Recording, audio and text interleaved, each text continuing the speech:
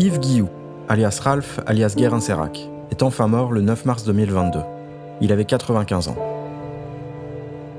Anticommuniste fanatique, suprémaciste européen, fondamentaliste chrétien, c'était un homme de réseau et de secret avec beaucoup de sang sur les mains. Il a été soldat et agent au service de la France, il a combattu en Corée, en Indochine et en Algérie, mais il est aussi passé par l'OAS et la police secrète portugaise, l'Espagne de Franco et l'une ou l'autre dictature sud-américaine. Il a envoyé des mercenaires lutter contre la décolonisation de l'Afrique et a participé au terrorisme de la stratégie de l'attention en Italie. Explorer sa vie, les époques et les idées qui l'ont forgé, c'est plonger dans les égouts de la guerre froide. Entre idéologie et renseignement, au milieu des réseaux parallèles paramilitaires et sectaires.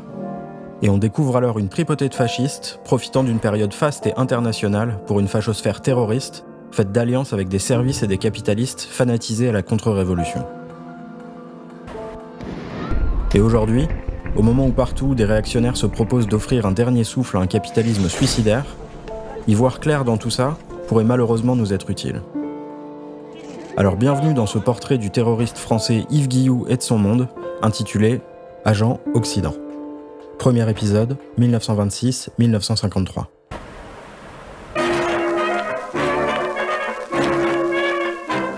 Yves Félix Marie Guilloux est né le 2 décembre 1926 à Ploubezre, dans les Côtes-d'Armor. C'est une commune de l'arrondissement de Lannion qui comptait autour de 2600 habitants. On ne sait rien de son enfance. De sa famille d'alors, on sait simplement qu'il aura un petit frère, Jean-Joseph. Mais l'histoire d'Yves est une histoire de violence, donc commençons par là, au monument aux morts de Ploubezre. 136 soldats morts durant la Première Guerre mondiale, 25 durant la Seconde. Et il y a bien un Guilloux. Lui est né en 14 et mort au large de la Crète en 41. J'ai fait quelques recherches généalogiques en ligne, mais il y a simplement trop de Guilloux dans le coin. Impossible de savoir qui est de la même famille ou non. Ma meilleure supposition, c'est qu'Yves avait une sœur aînée appelée Yvonne et un oncle appelé Félix Marie, mort pendant la Première Guerre mondiale. Donc avançons plutôt dans le temps pour poser la première question qui semble pertinente, sachant qu'Yves deviendra un énorme fasciste. Celle de sa collaboration ou de sa participation à la résistance. D'abord, il faut dire que dans les Côtes-d'Armor, ça ne rigole pas. Les résistants sont organisés depuis 1941 et réalisent des dizaines d'attaques et de sabotages. Et en juin 1944, après le débarquement de Normandie, ils donnent tout. C'est pas moins de 20 actions qui sont réalisées entre juin et juillet au sud de Lannion.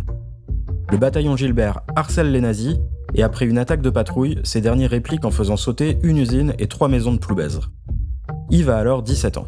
Que fait-il ? Il n'y a aucune trace de sa participation, sauf une, peut-être. Sur cette photo d'une section de la compagnie Roger Barbé du bataillon Gilbert, il y a ce petit gars.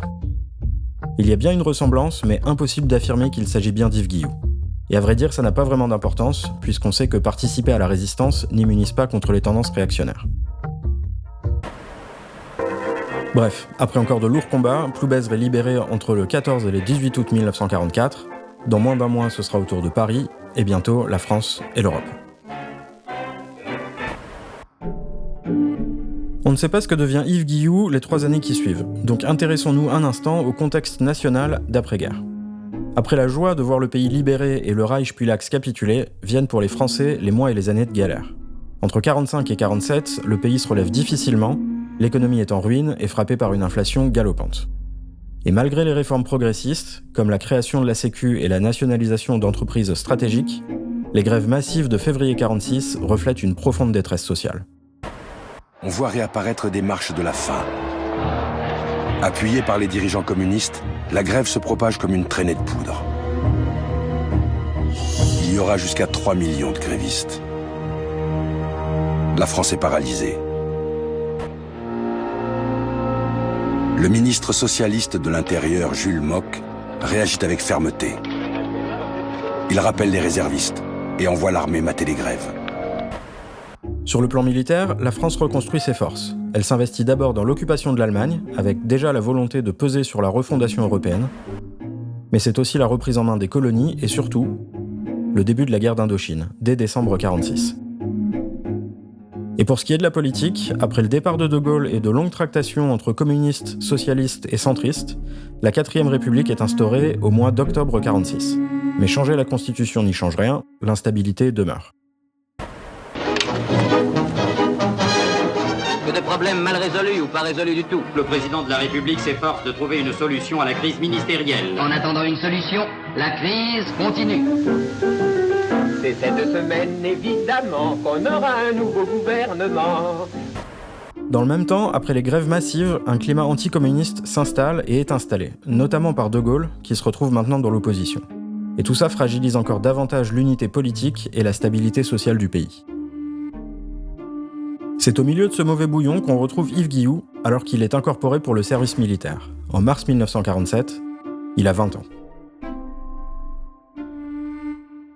Après 8 mois à jouer les bidasses, il leur demande et s'engage pour 12 semaines dans une formation d'élève officier de réserve, à l'école militaire de Cherchell, à quelques kilomètres à l'ouest d'Alger. Que sait Yves de l'Algérie et de ses habitants ? A priori, rien. Qu'en verra-t-il lors de ce premier séjour ? A priori, pas grand-chose. Mais le connaissant, on l'imagine déjà convaincu que la France fait ici œuvre de civilisation. Comme la majorité des Français, il ignore probablement encore que la graine de la guerre d'Algérie a déjà été plantée par les Français eux-mêmes en mai 1945. À Sétif, une manifestation dégénère en émeute. En quelques heures, une centaine d'Européens est tuée dans des conditions affreuses. Dans les jours qui suivent, une répression aveugle, impitoyable, fait 12 000 victimes. Après ce bref séjour, Yves quitte l'Algérie en février 1948, et alors que les communistes prennent le pouvoir en Tchécoslovaquie, lui prend la direction de l'école de cavalerie de Saumur, où il va suivre les cours d'officier de réserve. Touché. Non, ce n'est pas une partie de pêche. Voilà comment, avec une maquette, l'école de Saumur fait 8 heures par jour de passionnantes manœuvres. Le général commandant l'école de West Point, le Saint-Cyr américain, a tellement admiré cette réalisation qu'il en a fait acheter tous les plans par son gouvernement. À l'issue de cette formation, Yves obtient sa première affectation. Il est promu au grade d'aspirant et nommé chef de peloton au 2e régiment de Spey algérien le 31 mai 1948. Cette unité est basée à Pirmasens en Allemagne et il la rejoint dès le mois de juin. Il s'apprête à être aux premières loges. Le 20 juin 1948, pour relancer l'économie, Américains, Anglais et Français introduisent dans leur partie de l'Allemagne le Deutschmark. La zone soviétique n'est pas concernée, c'est la rupture. L'URSS ferme les voies d'accès à Berlin. Les États-Unis répliquent en déployant un pont aérien. À la fin de l'année, la menace d'une 3e guerre mondiale est dans tous les esprits.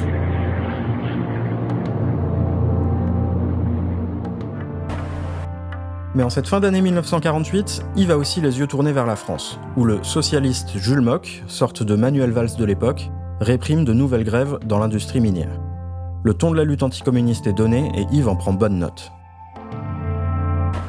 Le ministre de l'Intérieur envoie les chars et les automitrailleuses. La répression est impitoyable. Le bilan est lourd.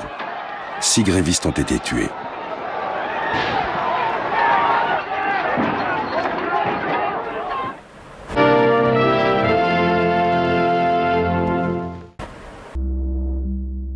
L'année 1949 est fondatrice pour l'Europe.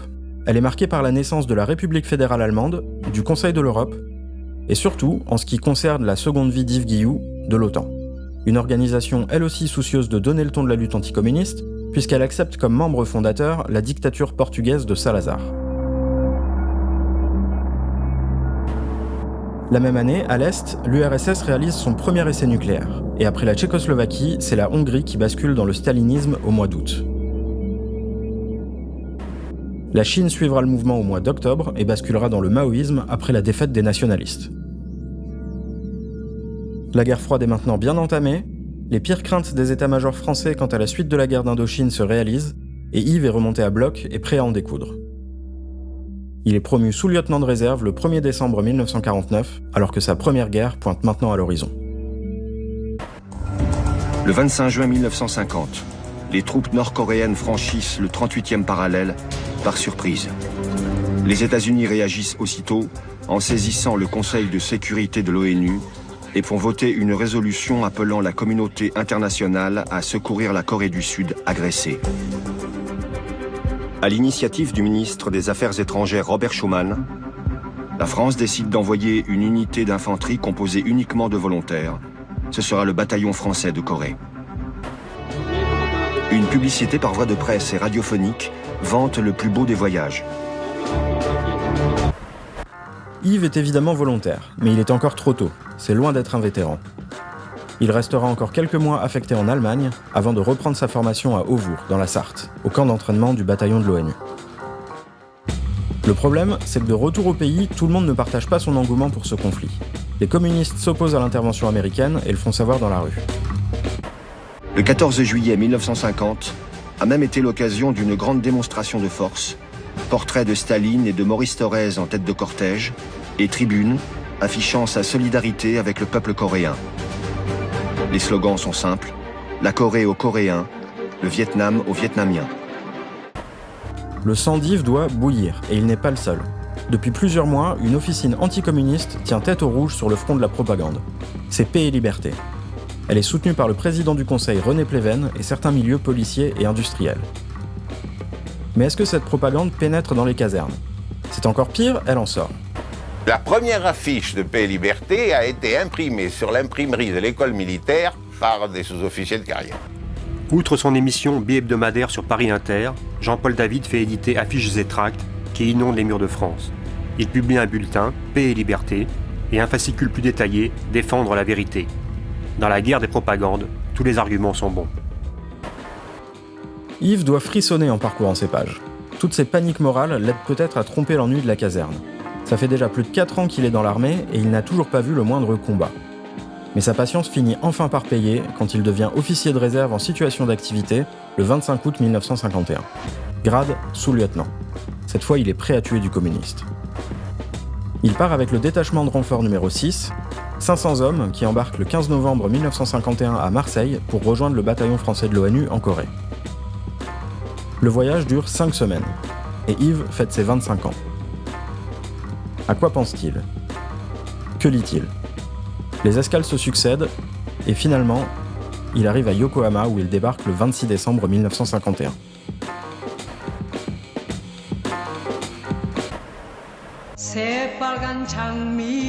Yokohama, c'est la base arrière des Américains dans la région. Plus précisément, celle du 23e régiment d'infanterie et de sa 2e division. Le bataillon français de l'ONU est placé sous son commandement, et Yves vient donc y récupérer son équipement américain avant de continuer sa route.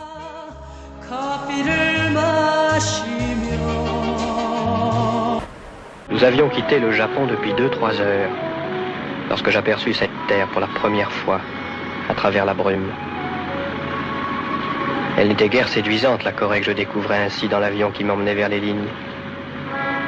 En voyant de tous côtés ce hérissement de montagnes, hostiles, couvertes de neige, je me disais, c'est ce pays qu'il te faudra défendre.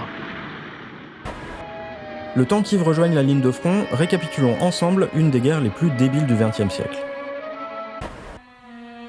La Corée a été divisée entre soviétiques et américains en 1945, après la défaite des Japonais qui occupaient la péninsule. Cette séparation au 38e parallèle devait être provisoire, mais devient définitive en 1948 quand 2 autoritaires prennent le pouvoir. Kim Il-sung au nord, tendance communiste soutenue par Moscou, Syngman Rhee au sud, tendance fasciste soutenue par Washington. En juin 1950, le Nord attaque. En juillet, les Américains commencent à débarquer à Busan. En septembre, le Sud est réduit à presque rien, mais la contre-offensive américaine débute, et fin octobre, le Sud tient la péninsule pratiquement jusqu'à la frontière chinoise. La Chine entre alors dans la guerre, et la ligne de front est progressivement ramenée autour du 38e parallèle avant la fin du printemps 1951. Elle n'évoluera plus vraiment jusqu'à la fin du conflit. Ce yo-yo, pour vraiment pas grand-chose, a été le théâtre de véritables boucheries. Les Américains avaient les bombardements aériens, et les Chinois avaient le nombre.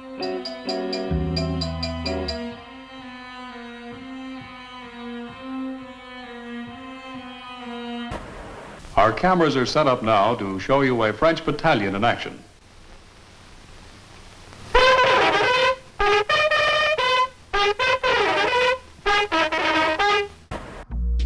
Au milieu de ce merdier, le bataillon français est entré en action au pire des moments, en décembre 1950, pendant la grande offensive chinoise.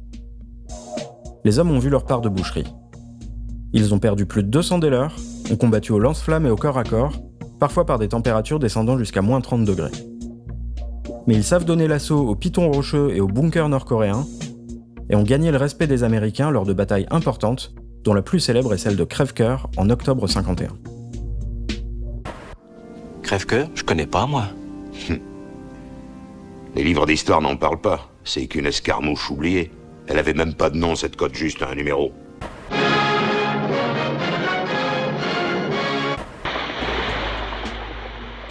C'était l'hiver. La guerre pourrissait dans la neige et la boue. Pour me conduire en ligne, une Jeep était venue m'attendre au terrain d'aviation proche de Séoul. Quand Yves Guilloux rejoint enfin les hommes du bataillon, il se trouve quelque part par là. Des archives ouvertes et en ligne offrent énormément de détails de ce type. On y trouve notamment des sortes de rapports quotidiens, les journaux de marche du bataillon. C'est comme ça qu'on sait qu'Yves est affecté à la 3e compagnie le 7 janvier 1952, qu'il y est chef de section et qu'il se prend des grenades dans la gueule le 2 mars à 6h du matin. Pour la première et dernière fois, on sait donc exactement ce que fait Yves durant la prochaine année et demie. Quand il s'entraîne, quand il regarde un film, quand il se bat, quand il prend l'avion, quand il joue au foot, quand il va à la messe, quand il est blessé, décoré, ou qu'il apprend qu'il a été promu lieutenant le 12 avril 1953. Alors tout ça c'est très bien, on apprécie la transparence. Mais qu'est-ce que ça nous dit d'Yves Guilloux et de la suite de son parcours de violence ?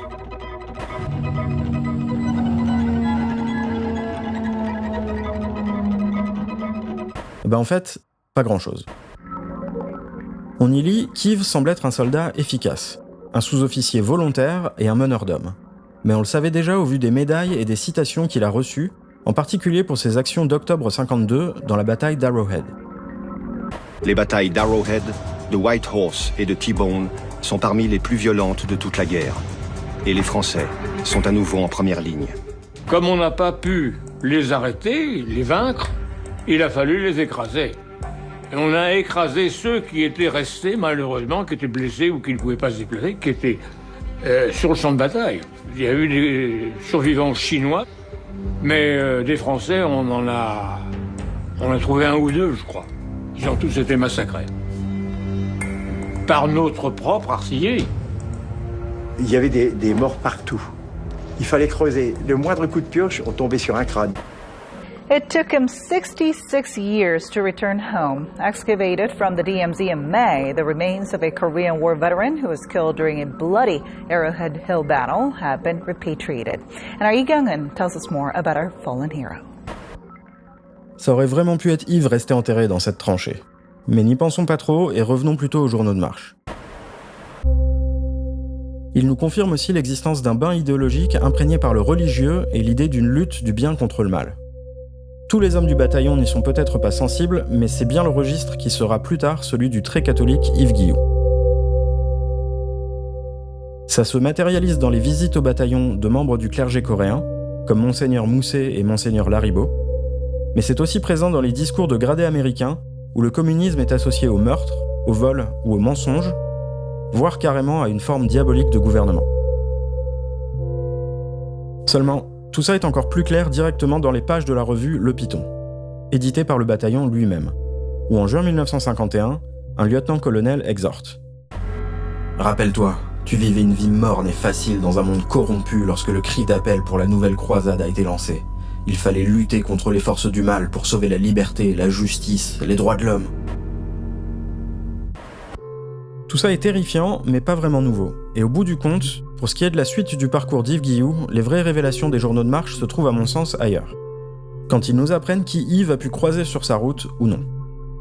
On apprend par exemple qu'il a raté de quelques mois le journaliste et romancier Jean Lartégui. Et c'est dommage, parce que lui deviendra un grand prosélyte des méthodes des paras français comme Yves, dans ses romans dont les titres sentent la Rome antique et l'Empire. On apprend aussi qu'Yves est arrivé au bataillon au moment du départ du général Magrin-Verneret, plus connu sous le pseudonyme Ralph Monclar depuis son passage dans les forces françaises libres. L'idée d'Yves de se faire appeler Ralph après son propre passage à la clandestinité ne vient donc peut-être pas de là. On peut aussi souligner la présence de Bertrand Dessèze au sein du bataillon en même temps qu'Yves. Ils se retrouveront en 1962 au sein de l'OAS, mais pour le moment, Dessèze est second au commandement, et on imagine mal qu'ils aient pu avoir beaucoup de contacts. Mais surtout, on apprend que la 3e compagnie d'Yves a été commandée durant plus de 8 mois par un certain Joël Le Tac. Et c'est ici que les choses deviennent sérieuses. Le Tac est breton, engagé de la France libre à Londres dès juillet 40. Il a été breveté parachutiste et formé à la guerre subversive par les forces spéciales anglaises. Il a participé à la création de la première unité action du BCRA, les services de renseignement gaullistes. Il a fait des mois de clandestinité dans la France occupée où il a monté le réseau de résistants Overcloud. Arrêté et déporté, il est rescapé des camps allemands en 1945. Après la guerre, il a rejoint la DGER, l'ancêtre du SDEC, lui-même ancêtre de la DGSE. À partir de 1947, il a été organisateur du Rassemblement de la jeunesse française, un mouvement de jeunesse gaulliste et anticommuniste. Le Tac s'est d'ailleurs engagé au bataillon de Corée parce qu'il était poursuivi par la police pour des actes anticommunistes, et il y a débuté son engagement comme officier de renseignement avant de commander la 3e compagnie d'Yves.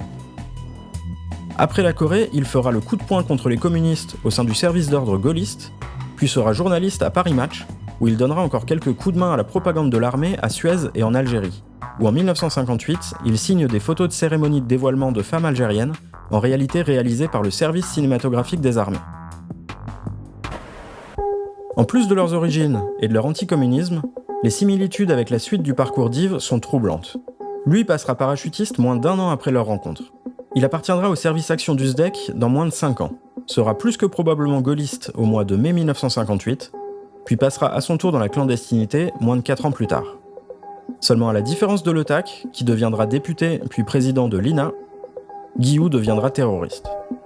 Mais avant d'approfondir tout ça, voyons d'abord comment s'achève la guerre de Corée. En novembre 1952, le général Eisenhower, héros de la Seconde Guerre mondiale, est triomphalement élu à la présidence des États-Unis. Il fait l'honneur d'une visite au bataillon français. Une sacrée distinction. Eisenhower laisse entendre que l'arme atomique pourrait bien un jour être utilisée. Le message est bien reçu par Mao. Quand Staline meurt, Pékin et Pyongyang lâchent prise.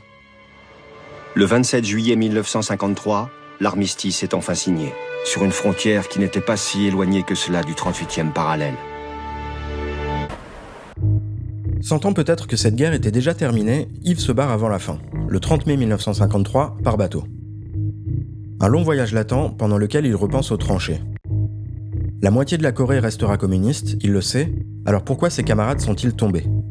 N'y a-t-il pas d'autres méthodes pour mener cette 3e guerre mondiale qu'il a vue de près ? Il repense peut-être aux histoires de Le Tac, aux opérations clandestines et à cette guerre d'un genre nouveau qui avait permis aux Alliés de prendre le dessus face aux nazis. En tout cas, quand il débarque à Marseille au mois de juillet, il semble déterminé à être plus qu'un simple soldat et à intégrer un corps d'élite. Et après un peu de repos et un séjour dans sa famille, il met son nouveau plan de carrière en action. D'abord, une visite au 18e régiment d'infanterie parachutiste de choc basé à Pau, où il est breveté para le 3 septembre. Ensuite, une baignade au centre de formation de la base navale de Saint-Mandrier, où il est breveté nageur de combat. Avec son expérience du front et ses décorations, et alors qu'il n'a que 26 ans, voilà tout ce qui manquait à Yves Guillou pour rejoindre les forces spéciales. Le 25 septembre, il est nommé chef de section dans la première compagnie du 1er bataillon de parachutistes coloniaux, intégré à la demi-brigade coloniale de commandos parachutistes, un régiment au lien historique avec les SAS anglais, avec lesquels il partage une devise « Qui ose, gagne ». For foreign internal defense, for unconventional warfare, for strategic or tactical reconnaissance, for strategic and tactical psychological operations, for civil affairs operation, for special aviation missions, for sabotage, for terrorism counteraction, special operation forces are ready. Nées dans le chaos de la Seconde Guerre mondiale, les forces spéciales bricolent depuis entre barbouzerie et armée régulière. La doctrine d'emploi de ces forces modernes est encore floue, mais certains gradés français s'affairent à en dessiner les contours. L'Indochine, où la France est empêtrée depuis bientôt 7 ans, est leur terrain d'expérimentation. Et c'est la direction qu'emprunte Yves Guillou dès le mois d'octobre 1953.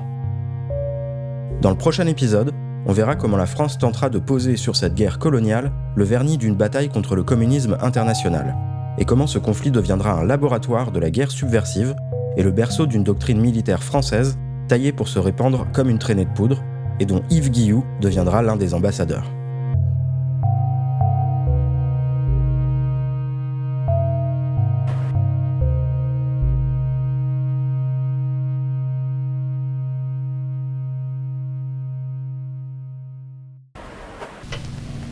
You've seen the men of your army in Korea, how they fight and why they fight as well as they do. Because they're the best trained, the best equipped, the best led, and the best informed soldiers in the world today. But remember, Korea is only part of the big picture. Everywhere throughout the world, that soldier is on guard against communist aggression, and he's ready to fight back against great odds, just as he did in Korea.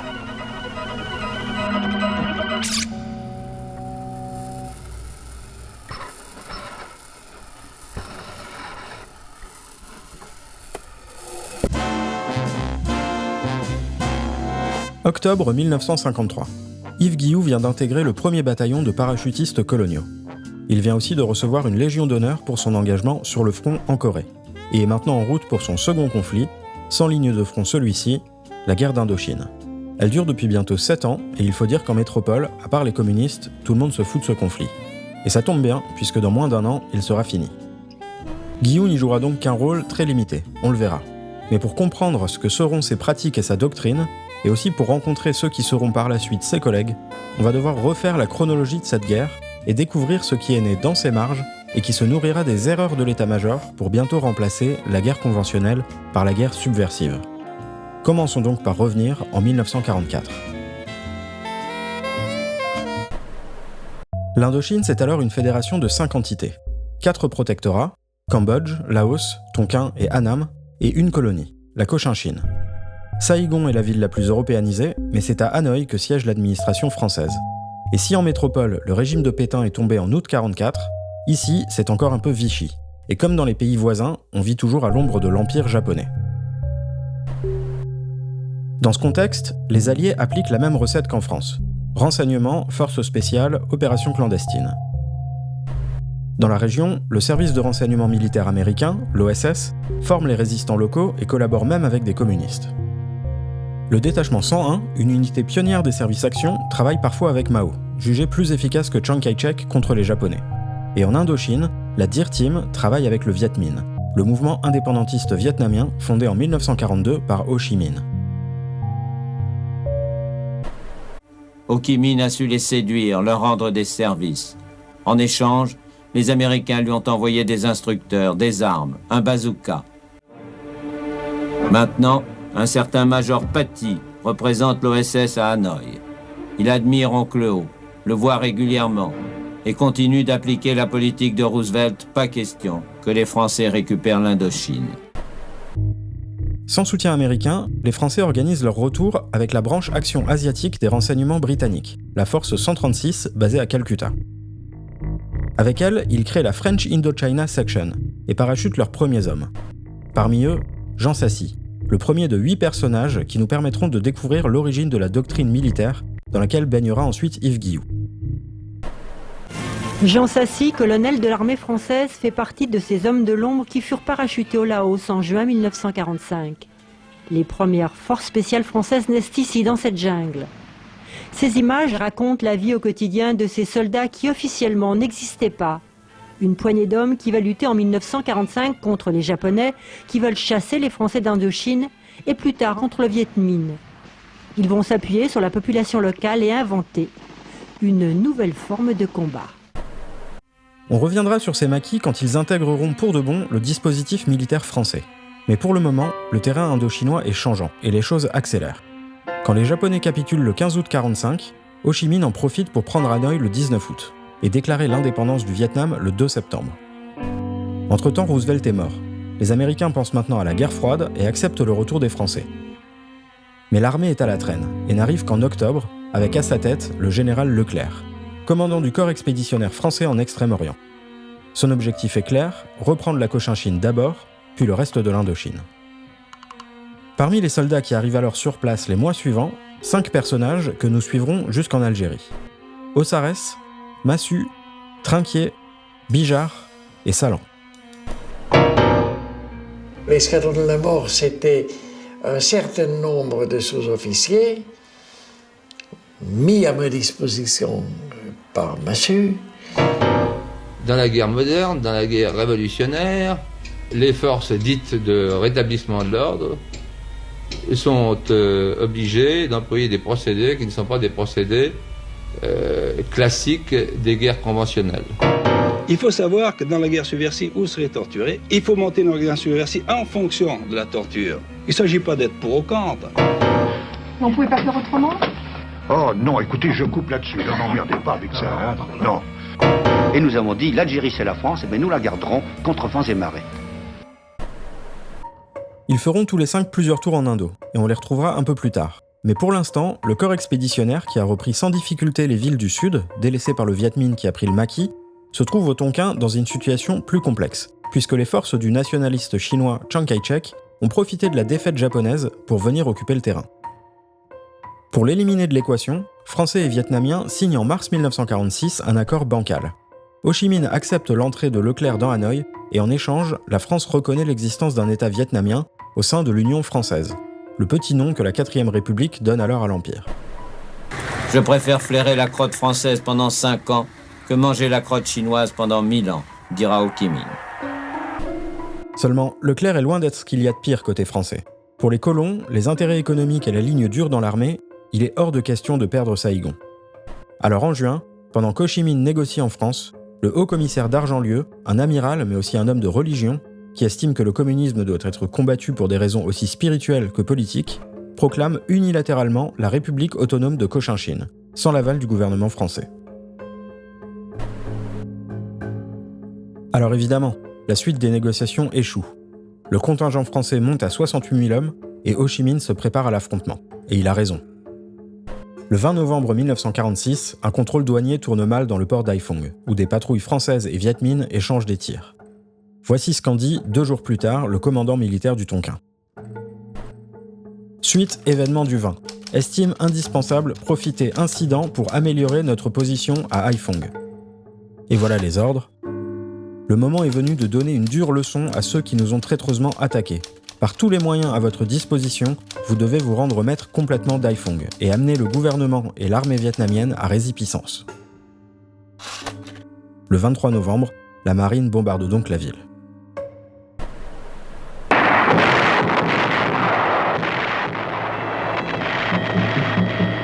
Le quartier annamite est rasé. On a voulu donner une leçon aux Viet. Combien de victimes? 20 000 selon les uns, 6 000 selon les autres.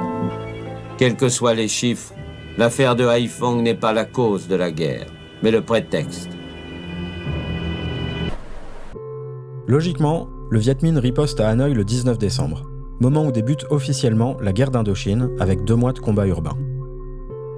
Libérée par cette clarification, l'armée française se lance dans une guerre de reconquête au Tonkin, et de sa boîte à outils, elle sort notamment la Légion étrangère, un corps d'élite qui a recruté 20 000 soldats allemands dans les camps de prisonniers en France et dans l'Allemagne occupée. En 1945, il y a eu beaucoup d'anciens SS qui sont entrés dans la Légion. Et la France y gagnait, parce que ces gens avaient été formés sérieusement. Et elle pouvait les réutiliser pour ses objectifs à elle. Je savais seulement que j'avais à me battre contre les communistes. Nous nous étions déjà battus contre les communistes en 39-45. Donc ce n'était que la répétition de 39-45. On demandait à nos officiers pourquoi nous nous battions. Ils répondaient pour la culture européenne. Nous, on se disait, jolie culture qui démolit tout. De 1947 à 1949, l'armée fait globalement du colonial. Elle occupe les villes, les ports, elle construit des forts, patrouille les routes, quadrille les campagnes et traque la guérilla autour des nombreux maquis Viet Minh qui parcourent déjà tout le pays. Et pour ça, il lui faut du renseignement, pour lequel certains rejouent déjà le modèle Sassy à leur sauce. C'est le cas d'un autre de nos personnages, Paul-Alain Léger, qu'on suivra lui aussi jusqu'en Algérie. Le jeune lieutenant se spécialise dans le retournement des prisonniers Viet Minh, dont il fait ses plus fidèles alliés. Avec eux, il va multiplier les coups de main et les coups tordus. Seul à la manœuvre, entouré de ses indigènes, aussi invisible que son adversaire, il sait désormais infiltrer l'ennemi, le manipuler et l'intoxiquer jusqu'à sa destruction. L'art de la guerre psychologique. Mais ces expérimentations à la marge ne changent pas la stratégie globale de l'armée française. Sur le terrain, elle continue de s'appuyer sur sa supériorité technique, qui ne pèse rien face à un ennemi insaisissable. En réalité, en 1949, ça patine déjà et l'état-major le sait. Paris envoie le général Revers, chef d'état-major général en inspection. Celui-ci rédige un rapport ultra secret qui tombe entre les mains du Viet Minh. À Paris, on va découvrir des fuites, des pots de vin, des compromissions.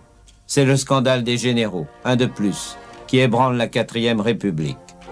Le vrai scandale, c'est que le général affirme dans son rapport secret qu'on ne peut pas gagner cette guerre, qu'il faut trouver une solution politique. Impensable. À Paris, c'est l'orgueil militaire qui refuse d'écouter.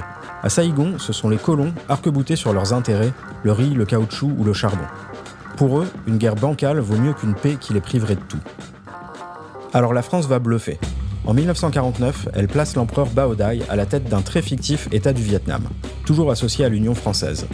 Elle met aussi fin au statut de protectorat du Laos et du Cambodge, qui deviennent des États associés. Bref, elle fait mine de ne plus être une puissance coloniale. Seulement, c'est léger comme stratégie face au coup de tonnerre qui retentit au nord de la frontière, quand en octobre, Mao prend le pouvoir en Chine. On nous dit la Chine est communiste. J'étais à côté du capitaine Feuillet, je lui dis mais s'il y a 1 milliard de communistes en face de nous, il faut qu'on foute le camp. Il me dit ferme ta gueule, arrête, tais-toi, t'es pas là pour ça. Pour le Viet Minh d'Ho Chi Minh, encore caché dans sa jungle tonkinoise, les choses changent. La reconnaissance officielle de son gouvernement par la Chine et l'URSS en janvier 1950 lui apporte un soutien moral de poids.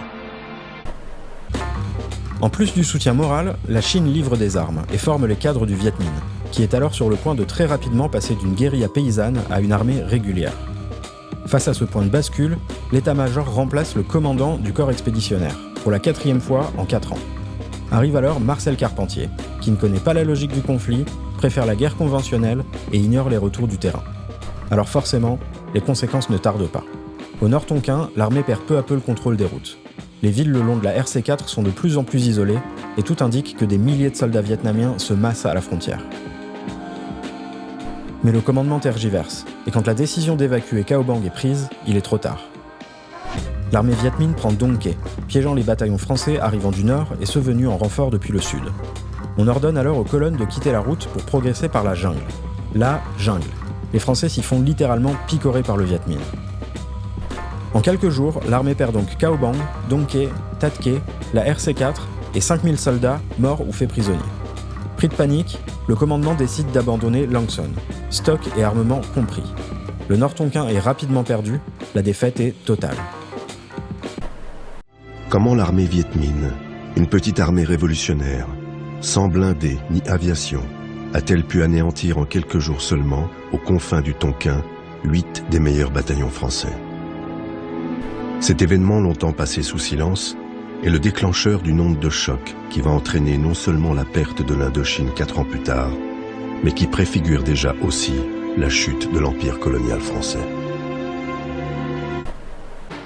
Mais la France n'abandonne pas. Au contraire, elle envoie en Indochine un chef de guerre exceptionnel qui y fait une entrée fulgurante, Jean de Lattre de Tassigny, baptisé le roi Jean. Malgré ce qu'en disent certains, De Lattre n'est pas le Messie. Mais avec lui, on retrouve Salan dans le rôle de son numéro 2, et surtout, on arrive enfin à la période qui intéressera Yves Guilloux durant les prochaines années. De Lattre ne reste en fait en poste qu'1 an avant de mourir d'un cancer. Le temps de galvaniser les troupes et d'accélérer la formation d'une armée vietnamienne. Mais aussi de finaliser le changement de narratif autour de cette guerre asiatique et de convaincre les Américains d'augmenter leur apport financier et logistique. Indeed, we are not making a colonial war. You know it very purely. In Korea and in Indochina, there is the same war. There is one war in Asia. Korea and Indochina are the same battlefield for liberty against communism. L'aide américaine pour l'Indochine augmente chaque année. À partir de 1952, les États-Unis règlent 50% de la facture, et en dollars, ce qui en fait une source de devises inappréciable pour la France. Elle paie cette guerre en francs et elle est remboursée en dollars. Quelle aubaine!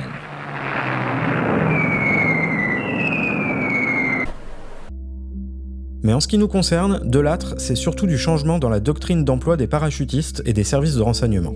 Et les personnages croisés plus tôt n'y sont pas pour rien. Souvenez-vous, le savoir-faire des forces spéciales anglaises a été transmis pendant la Seconde Guerre mondiale aux parachutistes du BCRA et de la French Indochina Section, comme Le TAC dans l'épisode précédent, ou SASI au début de celui-ci. Eh bien ce savoir-faire a depuis été disséminé. Côté para, on le retrouve notamment dans les BPC, les bataillons de parachutistes coloniaux, dont fera en 1953 partie Guillou. Ces unités sont issues des BCCP, les bataillons coloniaux de commandos parachutistes. Trinquier, Bijard et Massu ont depuis 1945 eu le temps de rentrer en France, de former de tels commandos et de revenir avec eux en Indochine pour effectuer des opérations de sabotage et de renseignement derrière les lignes ennemies, puis des opérations aéroportées plus larges. Et côté service de renseignement, le BCRA est entre-temps devenu le SDEC, et s'est doté en 1946 de son propre bataillon parachutiste, le 11e Choc, qui est devenu son service action. Ossares a été l'un des premiers formateurs de ce bataillon avant de revenir en Indochine en 1947, au moment où le SDEC y créait sa délégation à Saïgon, la base 40. Avant de l'y rejoindre quelques mois plus tard, Sassy et Léger sont également passés par le 11e Choc, qui deviendra dans le prochain épisode le bataillon d'Yves Guillou. Tous ces hommes connaissent donc particulièrement bien le versant non conventionnel de ce conflit. Eux qui montent des maquis, infiltrent, sabotent et interrogent, bref, pratiquent la contre-guérilla, en ont une compréhension bien différente des généraux qu'ils ont côtoyés jusque-là. Alors quand Delattre reprend les rênes en 1951, ils ont des unités, des idées et surtout un homme à l'intérieur. Déodat du Puy-Montbrun, l'aide de camp de Delattre, lui-même formé par les Anglais et passé par le BCRA puis le 11e Choc. Et voilà donc ce que Delattre, qui concentre alors les pouvoirs civils et militaires en Indochine, va leur offrir. D'abord, des moyens légers mais constants en radio, munitions et vivres pour former et tenir plus de maquis. Ensuite, la possibilité de mobiliser leurs maquisards dans des unités clandestines aéroportées, mais aussi une meilleure articulation entre leurs troupes clandestines et les coups de force aéroportés des BPC et BCCP. Et enfin, une structure unifiée pour coordonner toutes ces opérations spéciales placées sous la tutelle du SDEC, pour agir vite et sans entrave bureaucratique. Le nom de cette structure, le GCMA, Groupement de Commandos Mixtes Aéroportés. Il est créé en avril 1951 et devient de fait le service action de la branche indo-chinoise du SDEC. Trinquier en devient le numéro 2, puis passera numéro 1 fin 1953. L'idée du GCMA a été de gonfler les minorités contre le Viet Minh. Et l'action principale, c'était la constitution de maquis.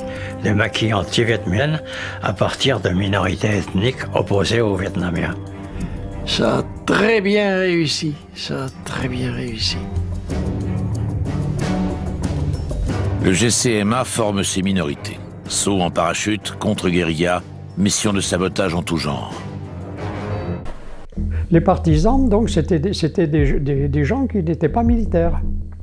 C'était une sorte de guérilleros, vous voyez, qui n'était pas géré par l'armée française, mais mis à la disposition de l'armée française et encadré par l'armée française. J'ai eu des missions, donc, des missions de renseignement, d'éclairage et de reconnaissance, et de guérilla en zone viette. Donc on ramenait du papier, on ramenait des prisonniers, et tout ça c'était interrogé. Pour fomenter sa guerre civile ethnique, le GCMA va s'appuyer sur un véritable patchwork, qui va des minorités du Nord et du Laos aux minorités religieuses du Sud, en passant par la mafia Bin Suyen, à qui il sous-traite une partie du contrôle de Saïgon. L'organisation va s'implanter sur tout le territoire, au travers d'un réseau de maquis, mais aussi de stations radio, de centres de formation et de commandement. Et les résultats ne tardent pas, tant grâce aux missions de reconnaissance que grâce aux réseaux de renseignement qui permettent de démanteler des cellules Viet Minh. Seulement, tout ça coûte cher, et la France manque de moyens. Et puis le SDEC aimerait laisser ça loin des livres de comptes, pour éviter les fuites et peut-être aussi les regards américains. Alors le GCMA va avoir une idée. Pour financer les opérations secrètes, mais aussi pour contribuer à conserver les paysans méos anti-Viet Minh dans le giron français, le GCMA va mener l'opération X. Ça consistait à acheter de l'opium dans la haute région, où il n'était pas cher, et à le revendre par l'intermédiaire de la régie en partie sur la côte.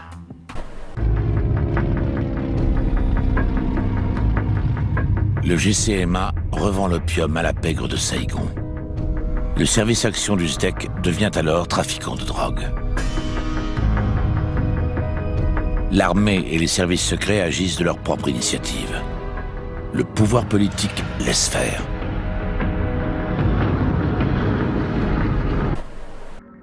Tout ça est une machine bien huilée, et si on laisse de côté la question du financement, la dernière chose qu'il manque à ces tactiques de guerre subversives pour faire doctrine, c'est un volet théorique. Le premier à s'y coller ne sera pas issu des forces spéciales, mais un expert en maintien de l'ordre et coercition de populations civiles qu'il a pratiqué en Côte d'Ivoire avant de rejoindre l'Indochine en 1951. Charles Lacheroy. C'est le dernier personnage de cet épisode, et nous le suivrons lui aussi jusqu'en Algérie et un peu au-delà. Le colonel Lacheroy, 96 ans, qui fut condamné à mort pour sa participation au putsch des généraux d'Alger. C'est un témoin capital, car pour comprendre l'influence des Français sur les dictatures latino-américaines, il faut remonter le fil du temps et plonger dans l'histoire des guerres coloniales. En Indochine, Lacheroy voit le Viet Minh gagner grâce à une stratégie d'embrigadement des populations. Inspiré par les écrits de Mao sur la guerre révolutionnaire, qui stipule que la population civile est à la fois l'objectif et l'arme principale de cette guerre, il identifie alors ce qu'il appelle des hiérarchies parallèles, des sortes de structures sociales clandestines qui permettent aux Viet Minh de contrôler les civils. Dans un tel contexte, Lacheroy estime que le contrôle du terrain n'est plus possible sans contrôle de la population, et il étend rapidement ce constat à tous les conflits contre le communisme, où la frontière entre objectifs civils et militaires s'efface. Pour lui, l'armée doit donc se lancer dans une bataille pour les cœurs et les esprits, menée par le renseignement, l'action psychologique et la terreur, pour aboutir à un quadrillage du territoire où chaque capitaine serait maître de son terrain, tant sur le plan militaire que civil. Et on se prend au jeu. Vous devenez militaire, vous devenez diplomate, vous devenez un peu tout ça, vous devenez le juge, tout quoi. Hein. Alors, c'est presque une drogue, Lacheroy présente ses conclusions en novembre 1952 à quelques gradés, dont peut-être certains issus du GCMA qui partagent déjà ses conclusions et sa passion pour les populations civiles. Mais ces études ne suscitent pas d'intérêt au sein de l'état-major. C'est qu'en réalité, fin 1952, l'état-major tourne en rond, et ça commence à se voir. Salan a pris la suite de Delattre il y a quelques mois. L'armée continue de perdre du terrain, mais il privilégie toujours la guerre à l'ancienne plutôt que les nouvelles méthodes subversives du GCMA. L'exemple parfait, c'est Nha San, en décembre, où l'armée organise une bataille conventionnelle en attirant le Viet Minh sur un terrain fortifié. Et le problème, c'est que ça marche. Grâce à l'appui des paras et à un énorme travail de renseignement, quand le Viet Minh se pointe, il se prend une rouste, et l'armée française peut occuper les lieux durant quelques mois. Alors forcément, quand à partir de 1953 la guerre se déporte vers le Laos, où le parti ami du Viet Minh, le Pathet Lao, monte ses propres maquis, la contre-guérilla du GCMA intervient avec succès. Mais l'état-major retombe aussi dans ses travers et change la tête du corps expéditionnaire en y plaçant Navarre, un autre amateur de positions fortifiées, qui cherche la bataille décisive et qui, pour couper le Viet Minh du Laos, se met en tête de refaire Nha San, mais en plus gros et plus à l'ouest. La décision est prise en octobre 1953, ce sera à Dien Bien Phu. Nous voilà donc revenus à la case départ. Octobre 1953 et Yves Guilloux est en route pour l'Indochine. On ne sait pas précisément quand il arrive. Les résumés de journaux de marche postés sur des forums d'anciens paras manquent un peu de précision. Mais on sait qu'il participe à partir du 20 novembre à l'opération Castor, où 6 bataillons de parachutistes, dont le 6e BPC de Bijar, prennent en quelques jours le contrôle de la plaine de Dien Bien Phu. Alors que la construction du camp retranché débute, Yves patrouille la jungle et les collines alentours pendant 26 jours. Et les premiers accrochages violents avec le Viet Minh ne tardent pas. Le 4 décembre, sa compagnie perd 14 hommes et rentre avec 26 blessés. Lui quitte la plaine le 16 décembre, mais pendant les 3 mois qui suivent, la situation empire de jour en jour, alors que tout autour, le Viet Minh amasse troupes, armes et matériel sous les yeux et les oreilles du SDEC. On savait parfaitement ce qu'il y avait autour de Dien Bien Phu comme force viette, en hommes, en matériel. On savait le nombre de canons, on savait pratiquement le nombre des munitions dont disposaient les Viettes. Si les camions transportent la grande majorité des armes lourdes, les vélos sont aussi mobilisés. Tous les participants utilisaient leurs propres vélos. La plupart étaient fabriqués en France. Le plus apprécié, ce sont les Peugeot. C'est les meilleurs, les plus aimés. Mais les services de renseignement ne seront pas écoutés. Et Navarre, certain que le Viet Minh ne pourrait pas installer son artillerie à flanc de montagne, restera confiant jusqu'à la dernière minute. Et Navarre, ça m'a beaucoup ému parce qu'il m'a pris très familièrement par les épaules en me disant mon petit, si on perd ça sera pas de chance. Pendant que le piège se referme, Yves Guilloux enchaîne les missions. D'abord au Laos entre janvier et février pour des opérations de reconnaissance avec quelques accrochages, puis autour d'Hanoï et Haiphong le mois suivant pour des opérations de protection. Le 13 mars, il est affecté au terrain d'aviation de Cát Bi, quand à 500 km de là débute finalement la bataille de Dien Bien Phu.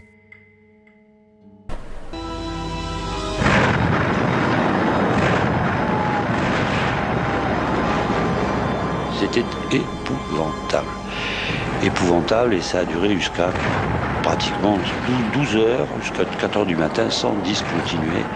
Il y avait tous les calibres, il y avait du 105, il y avait du 120 en mortier, du 81. Mais alors là, ça a été la stupeur. La stupeur. Pour les Français, ça sent très très rapidement le sapin. Un bataillon de légionnaires est anéanti le 14, l'artilleur en chef se suicide le 15, les premiers paras sautent en renfort le 16, la piste d'atterrissage du camp est perdue le 27, et ça n'est que le début de cette boucherie qui durera 57 jours et prendra une tournure surréaliste. Je suis arrivé au PC, il était 10h du matin, 11h du matin, il buvait du Ricard, avec des glaçons. Et alors là, il y avait tout l'état-major, là, il y avait des officiers comme jamais j'en ai vu, quoi. Tous groupés dans un blocos, en train de prendre le Ricard. Et Bijard nous avait dit, voilà, bon, on saute à Dien Bien Phu, on y va, demain, on va partir, on va sauter. Mais attendez-vous à rentrer à pied. Voilà, donc au départ, on savait que de toute façon, c'était plié. Plus de 4000 hommes sont parachutés comme ça, sans grande conviction. Mais pas Yves Guilloux. Toutes les compagnies de son bataillon sauteront sur Dien Bien Phu entre le 2 et le 5 mai, sauf la sienne, dont le saut est finalement annulé le 6 mai, la veille de la capitulation.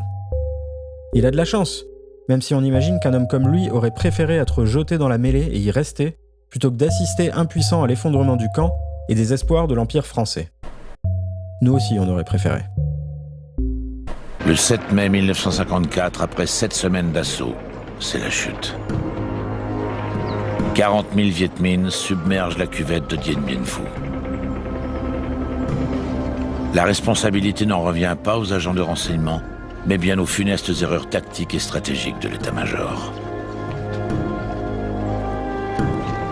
Les prisonniers français sont filmés et mis en scène dans une opération de propagande par le cinéaste soviétique Roman Karmen. Le bilan côté français est lourd. On compte autour de 4000 morts et 6000 blessés graves, et surtout 11 000 prisonniers.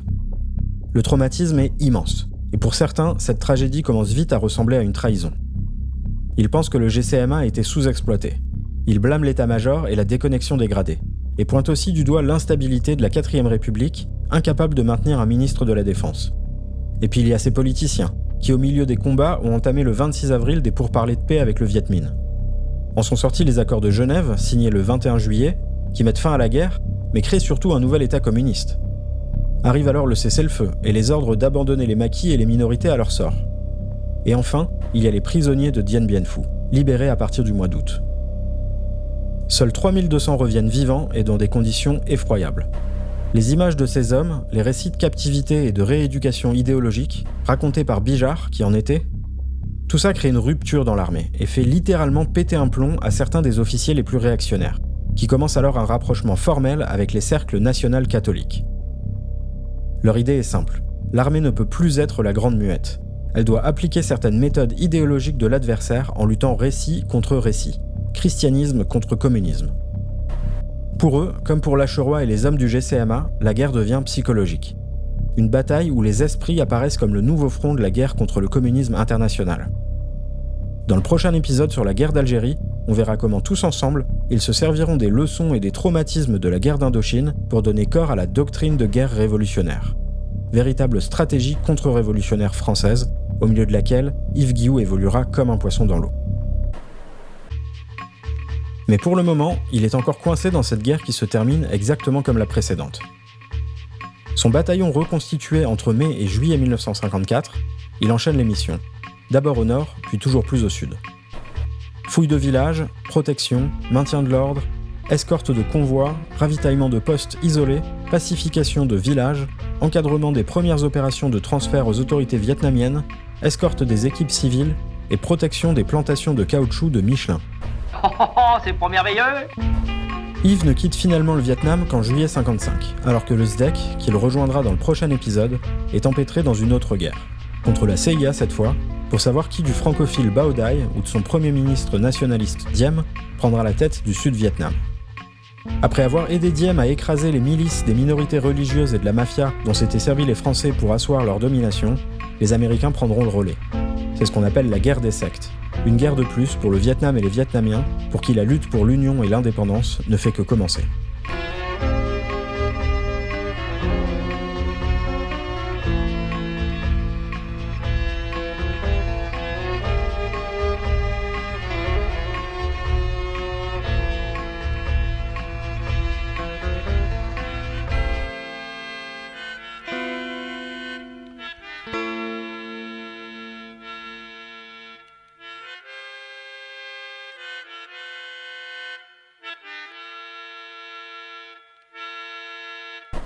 On ne refait pas l'histoire, mais la France a peut-être perdu là une occasion d'inventer la décolonisation.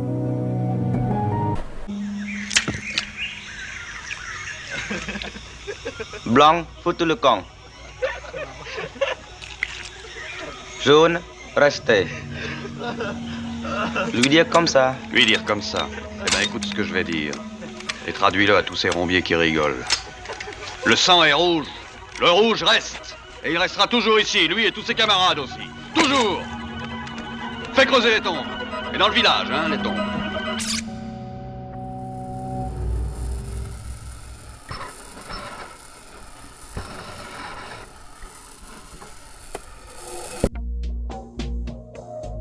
Nous voilà enfin arrivés à la guerre d'Algérie, la dernière qu'Yves Guilloux mènera pour le compte de la France. Nous sommes en juillet 1955, il a 28 ans, et l'histoire retient que cette guerre a débuté un peu moins d'1 an plus tôt. Comme pour ses conflits précédents, Yves prend le train en marche, mais il reste 7 ans à cette guerre coloniale pour dérouler ses horreurs, alors il y a beaucoup à en dire. On pense en général en premier lieu à la torture, systématique. On voit aussi tous les jours, 60 ans plus tard, le continuum colonial imprimer le quotidien de la France. Mais pour ma part, après m'être intéressé à Guilloux et à son monde, je pense avant tout au fascisme. Parce que cet épisode de la guerre d'Algérie reste jusqu'à aujourd'hui sa dernière manifestation d'envergure en France. Pour le comprendre, on va emprunter différents itinéraires qui traversent cette guerre et suivre des idées et ceux qui les ont portées pour voir comment elles se sont mêlées et matérialisées et comment elles finiront par produire des contre-révolutionnaires fanatiques aveuglés par un suprémacisme occidental dont Yves Guilloux, pur produit de l'armée française, deviendra le prototype. Comme dans les épisodes précédents, on va avancer chronologiquement, mais avec une focale très resserrée sur le développement de la DGR, la très corrosive doctrine de guerre révolutionnaire. Donc si vous connaissez mal ce conflit, un petit coup d'œil préalable à une chronologie exhaustive pourrait vous aider à suivre. Pour les autres, DGR oblige, on va commencer par se pencher sur l'une des populations civiles qui occupent l'Algérie. Revenons d'abord en mai 1945, là où commence officieusement la guerre. À Sétif, Guelma et Kherrata, alors que les Français célèbrent la fin de la Seconde Guerre mondiale, des manifestations indépendantistes dégénèrent et font une centaine de morts côté français. L'armée réprime alors de façon massive et assassine des milliers d'Algériens. Seulement, elle ne le fait pas seule. À Guelma, une milice formée de quelques centaines de colons contribue largement au massacre. Or, si les colons les plus éloignés des centres urbains ont toujours été armés, c'est la première fois qu'ils sont organisés. Ici, directement par le sous-préfet de Guelma, André Hachiari, un ancien des renseignements qu'on recroisera plus tard. Un autre responsable des massacres, le général Duval, avait alors déclaré « Je vous ai donné la paix pour 10 ans, mais il ne faut pas se leurrer. Tout doit changer en Algérie. » Il avait tout à fait raison. La terreur, ça calme. Mais évidemment, rien ne change. Alors 9 ans plus tard, en 1954, un nouveau groupe indépendantiste émerge. le FLN et sa branche armée, l'ALN. Le 1er novembre, il lance une vague d'attaques et de sabotage à travers tout le pays. C'est la Toussaint Rouge et le début officiel de cette guerre, même si la 4e République en fait d'abord une simple affaire de police. C'est que ces attaques sont très disséminées. Elles ne font qu'une dizaine de victimes et ne suscitent pas de représailles massives. Il faut en fait attendre le 20 août 1955 pour replonger dans l'horreur et commencer à voir les milices de colons bourgeonner en autre chose. Dans la région de Philippeville, 170 Européens ainsi qu'une quarantaine de militaires et autant d'Algériens francophiles sont massacrés par un millier de partisans du FLN. Une boucherie à laquelle l'armée va répondre par un abattoir industriel. Après l'émeute et les massacres, les forces de l'ordre, aidées par les milices pieds noirs, organisent la riposte. À Ain Abid, le 22 août, on exécute sans sommation devant les caméras.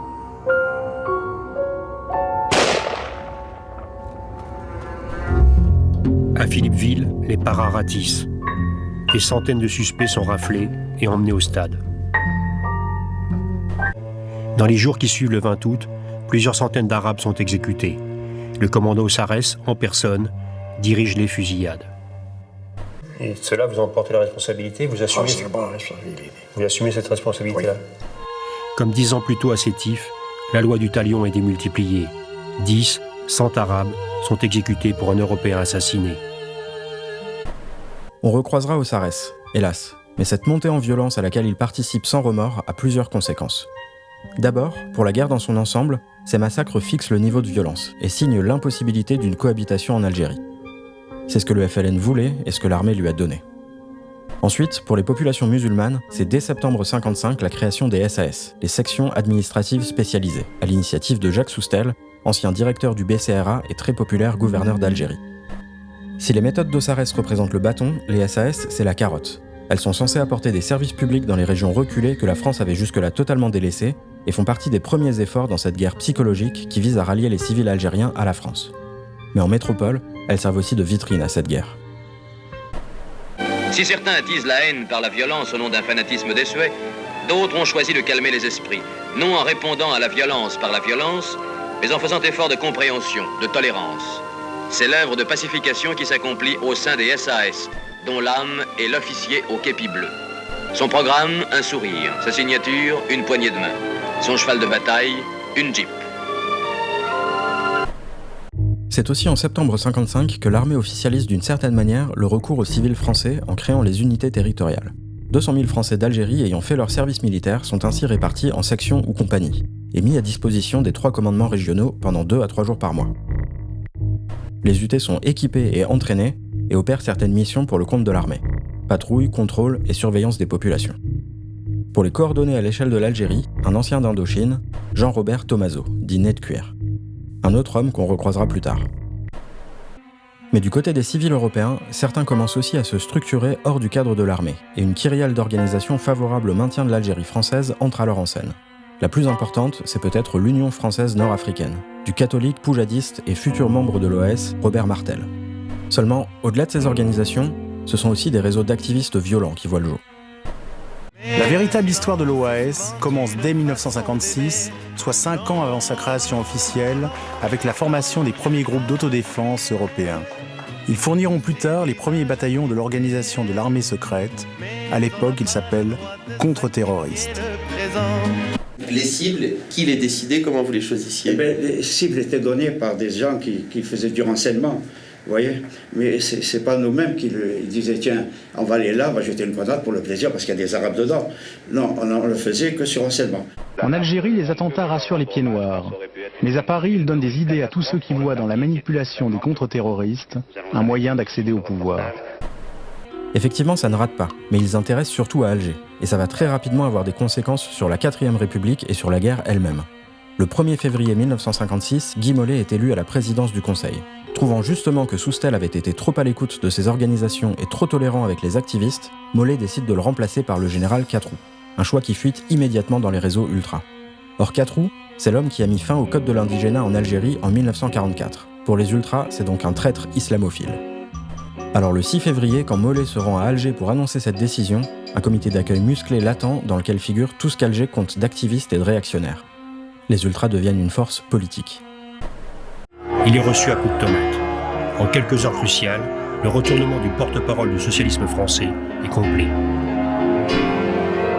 La capitulation de Guy Mollet devant les ultras entraîne la démission du général Catroux et son remplacement par un nouveau ministre résident, le syndicaliste et ex-résistant Robert Lacoste. En mars, Mollet fait voter les pouvoirs spéciaux qui donnent au gouvernement tous les moyens militaires pour mener la guerre en Algérie. Le président du Conseil décide d'accroître l'effort de guerre. Il envoie en Algérie les rappelés. En quelques semaines, les effectifs du contingent doublent.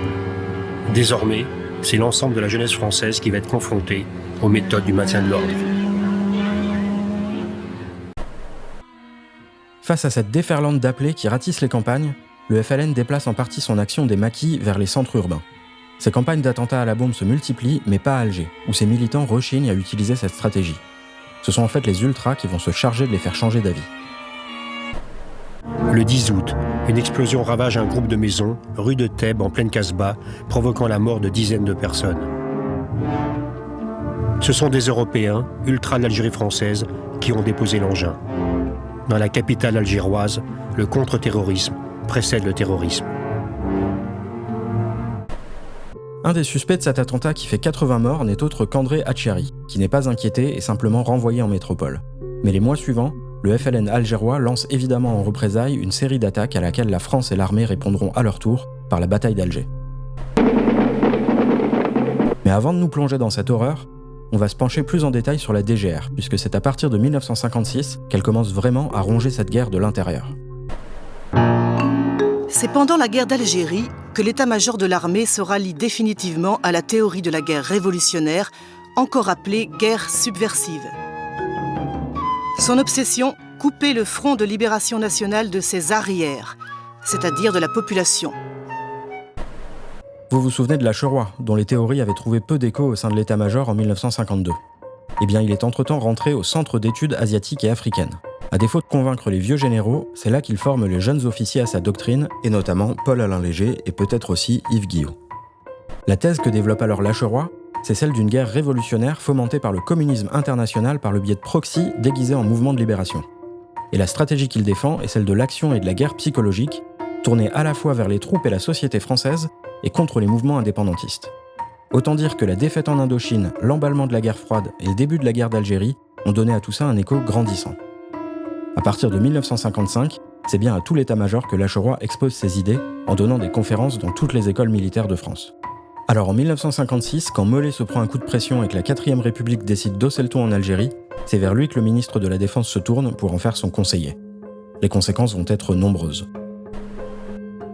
Lacheroy, c'est d'abord un contrôle de la presse accru, pour lutter contre ce qu'il appelle une entreprise de démoralisation malfaisante de l'armée. C'est ensuite forcément une réforme de la doctrine militaire et une réorganisation des états-majors avec la création du 5e bureau. Le 5e bureau, ce sont des militaires spécialistes de l'action psychologique. En clair, leur objectif n'est pas de conquérir un territoire face à des combattants, mais de contrôler la population civile, un enjeu essentiel pour vaincre l'ennemi. Leur technique pour y arriver, c'est ça. Renseignement, contre-guérilla, action politique et sociale, propagande. Sur le terrain, ça se traduit par une reprise en main des SAS, pour en faire de véritables outils de renseignement et de fichage de la population. C'est aussi la création de plusieurs journaux et stations radio, comme Radio Alger et l'hebdomadaire Bled. Tout ça est en général assez connu, mais on va maintenant se pencher sur une autre facette de la DGR, la formation des cadres et des officiers, dont peut-être Yves Guillot. Direction, le Centre d'instruction, pacification et contre-guérilla d'Arzeux, en nous basant sur un article du chercheur Denis Leroux. Créé en mars 1956 à l'est d'Oran, ce centre a pour but d'adapter les cadres aux procédés particuliers de combat, tactiques ou techniques nécessaires pour faire la guérilla à la guérilla. Il est rapidement convoité par le 5e bureau qui en prend le contrôle en 1957 à la faveur de l'arrivée en Algérie du général Salan. Un ancien prisonnier du Viet Minh est alors nommé chef du centre, et l'objectif devient de fournir une méthodologie d'action et un but politique aux stagiaires.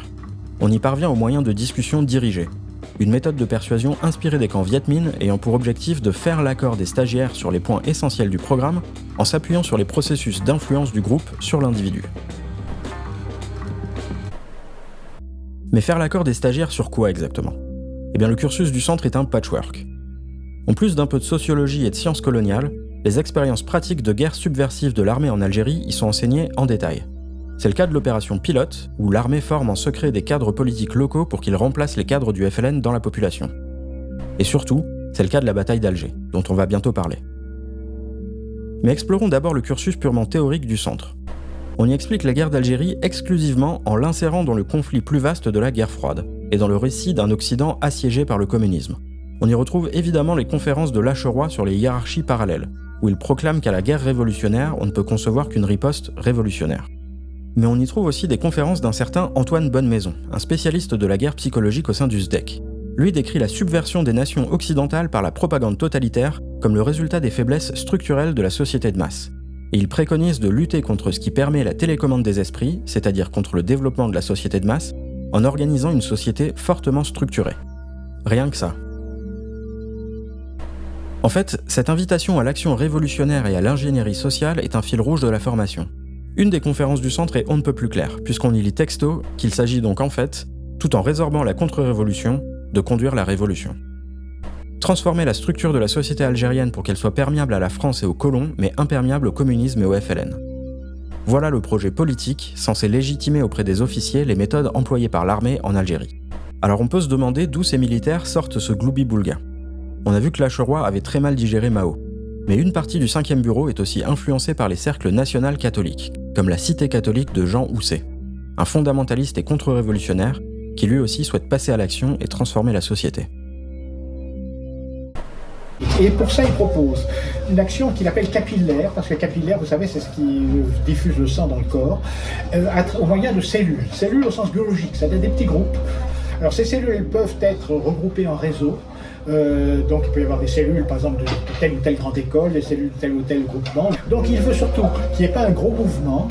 Il dit, on forme des gens pour les envoyer après dans les autres mouvements. Nombre de militaires, en effet, étaient favorables à la cité catholique, et ils ont trouvé dans la cité catholique un moyen d'agir en face d'une révolte qui était musulmane, mais surtout par le pays de l'Est, par le communisme. Cet entrisme dans l'armée était déjà très critiqué à l'époque, mais ça va beaucoup plus loin. Cette proximité entre la cité catholique et nombre de militaires a attiré l'attention mauvaise de la gauche, bien sûr. La gauche a fait une campagne de presse contre la cité catholique. Celle-ci a été accusée, entre autres choses, de justifier la torture au nom de la théologie, alors qu'on n'allait pas si loin. Bien sûr qu'ils allaient aussi loin. À gauche, à l'époque, on appelait ça la théologie de la torture. Mais revenons au centre d'instruction d'Arzeux. De 1956 à 1960, le CIPCG va donc voir passer environ la moitié des officiers en poste en Algérie, mais aussi quelques officiers étrangers venus du Portugal et de Belgique. Et les réactions des stagiaires vont être, disons, variables. L'un décrit par exemple l'expérience comme profitable, et l'ayant imprégné du rôle révolutionnaire de l'armée. Un autre, visiblement plus lucide, décrit le centre d'Arzeux comme un centre intellectuel du fascisme. Et pour les soldats qui n'auront pas eu le malheur de fréquenter ce centre intellectuel du fascisme, c'est donc la bataille d'Alger qui fera office de vitrine des enseignements de la DGR. Et tout ça commence par une nouvelle capitulation du pouvoir civil, cette fois directement au profit de l'armée. Et puis le 7 janvier 1957, le ministre Robert Lacoste prend une décision lourde de conséquences. Il remet les pouvoirs de police au général Massu, qui commande la 10e division parachutiste. Commence alors la bataille d'Alger, où les paras investissent la Casbah pour traquer les poseurs de bombes. Désormais, ils sont les seuls maîtres à bord. Leur chef, c'est le colonel Bijard, un ancien résistant qui a gagné ses galons en Indochine. Dézoomons un instant sur cette photo. On y retrouve les personnages de l'épisode précédent. Bijard, Massu, Trinquier et Léger. Et si on ajoute Ossarès et Yves Godard, un nouveau personnage lui aussi para d'Indochine et fanatique de la DGR, on a le cœur du dispositif de la bataille d'Alger. En très gros, l'organigramme ressemble à ça. Massu est aux commandes, et en phase 1, on a Bijard à la tête des paras et Trinquier et Ossarès au renseignement. Puis en phase 2, ils sont remplacés par le duo Godard-Léger. La phase 1, c'est vraiment la revanche des petits seigneurs de guerre autonomes formés en Indochine. Pas de partisans pour eux cette fois, mais un terrain quadrillé, une population fichée et soumise par tous les moyens, et une concentration délirante de tous les pouvoirs dans les mains des colonels. L'historien Pierre Vidal-Naquet décrira cette séquence comme la capitulation du pouvoir civil devant le pouvoir militaire, de la République devant les généraux. On était, il faut bien le dire, en dehors des lois. qu'il n'y avait plus d'avocats, il n'y avait plus de justice. Il y avait la 10e DP qui rétablissait l'ordre dans Alger. En liaison avec Massu, tous les connaît le parachutiste, on a coupé la ville en morceaux, on a pris chacun une partie et puis très vite on a fait des enquêtes policières, ce que j'ai appelé moi un travail de flic. On nous a dit qu'il faut briser la capacité du FLN à commettre des attentats. Et pour ça, il faut avoir les renseignements à tout prix, à tout prix. Et pour vous, ça voulait dire éventuellement l'usage de la torture? Quelle question, y compris la torture. Pas question de leur crever un œil ni d'en couper les oreilles, mais ce qu'on a appelé la gégène, quoi. Que je ne pourrais pas faire, mais mes subordonnés l'ont fait. Et je découvrais, je dis le responsable du régiment, c'est moi.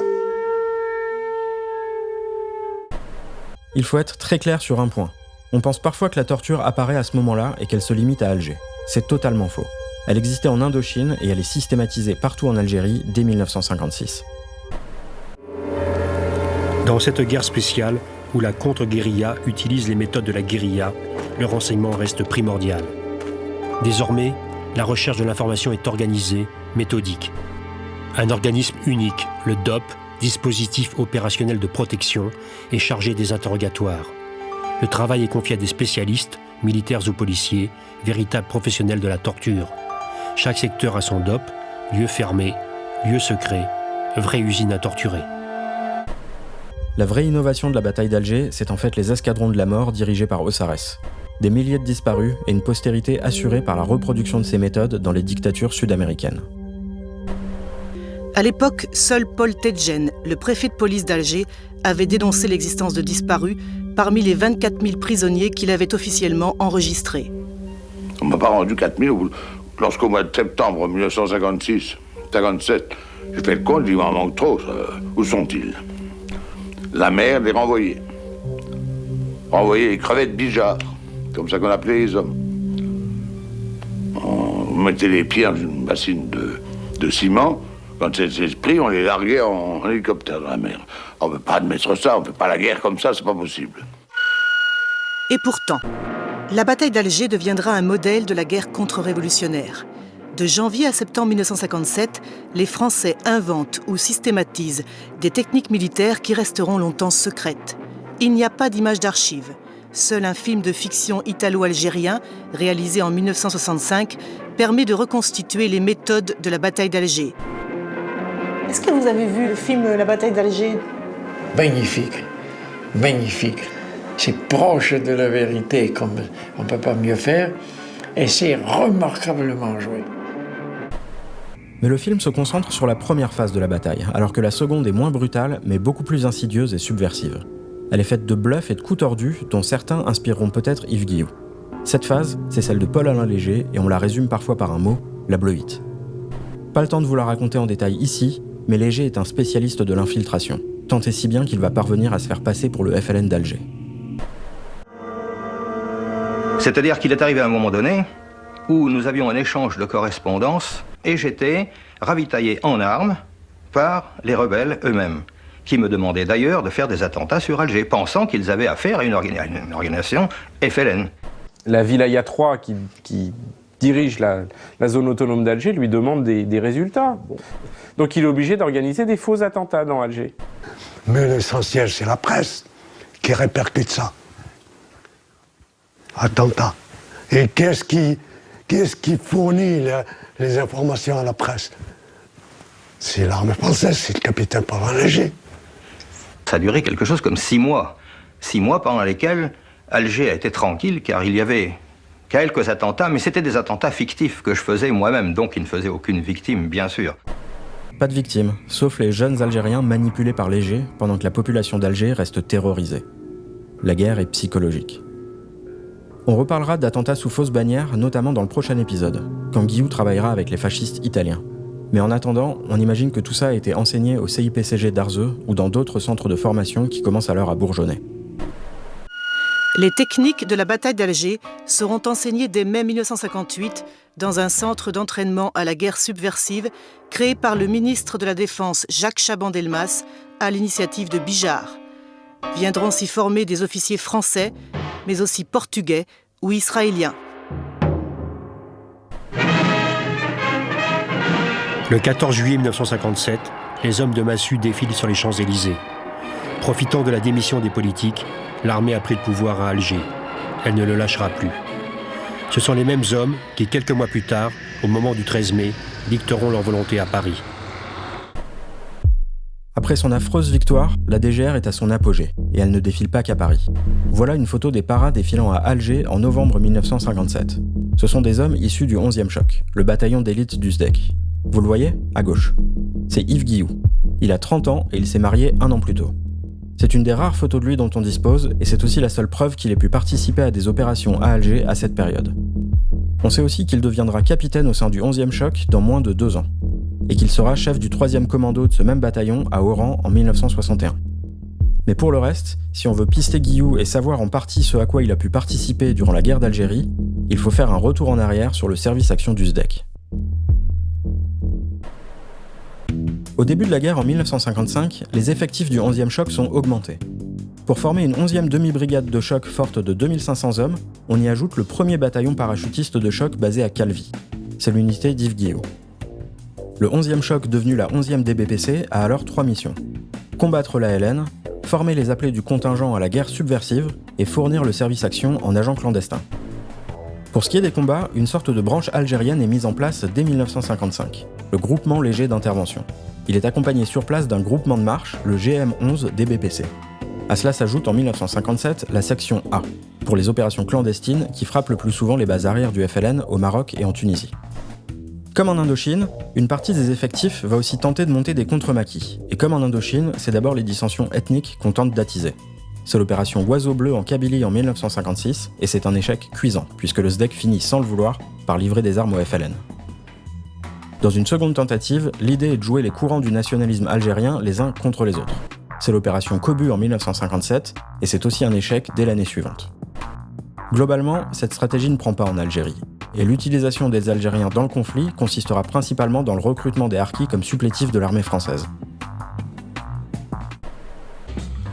Pour ce qui est de la formation, elle se fait en 16 à 30 mois entre les différentes casernes du service action. L'instruction de base, l'entraînement physique et le brevet de parachutisme se passent à Pau. Après ça, le gros des hommes est réparti dans d'autres unités et envoyé en Algérie.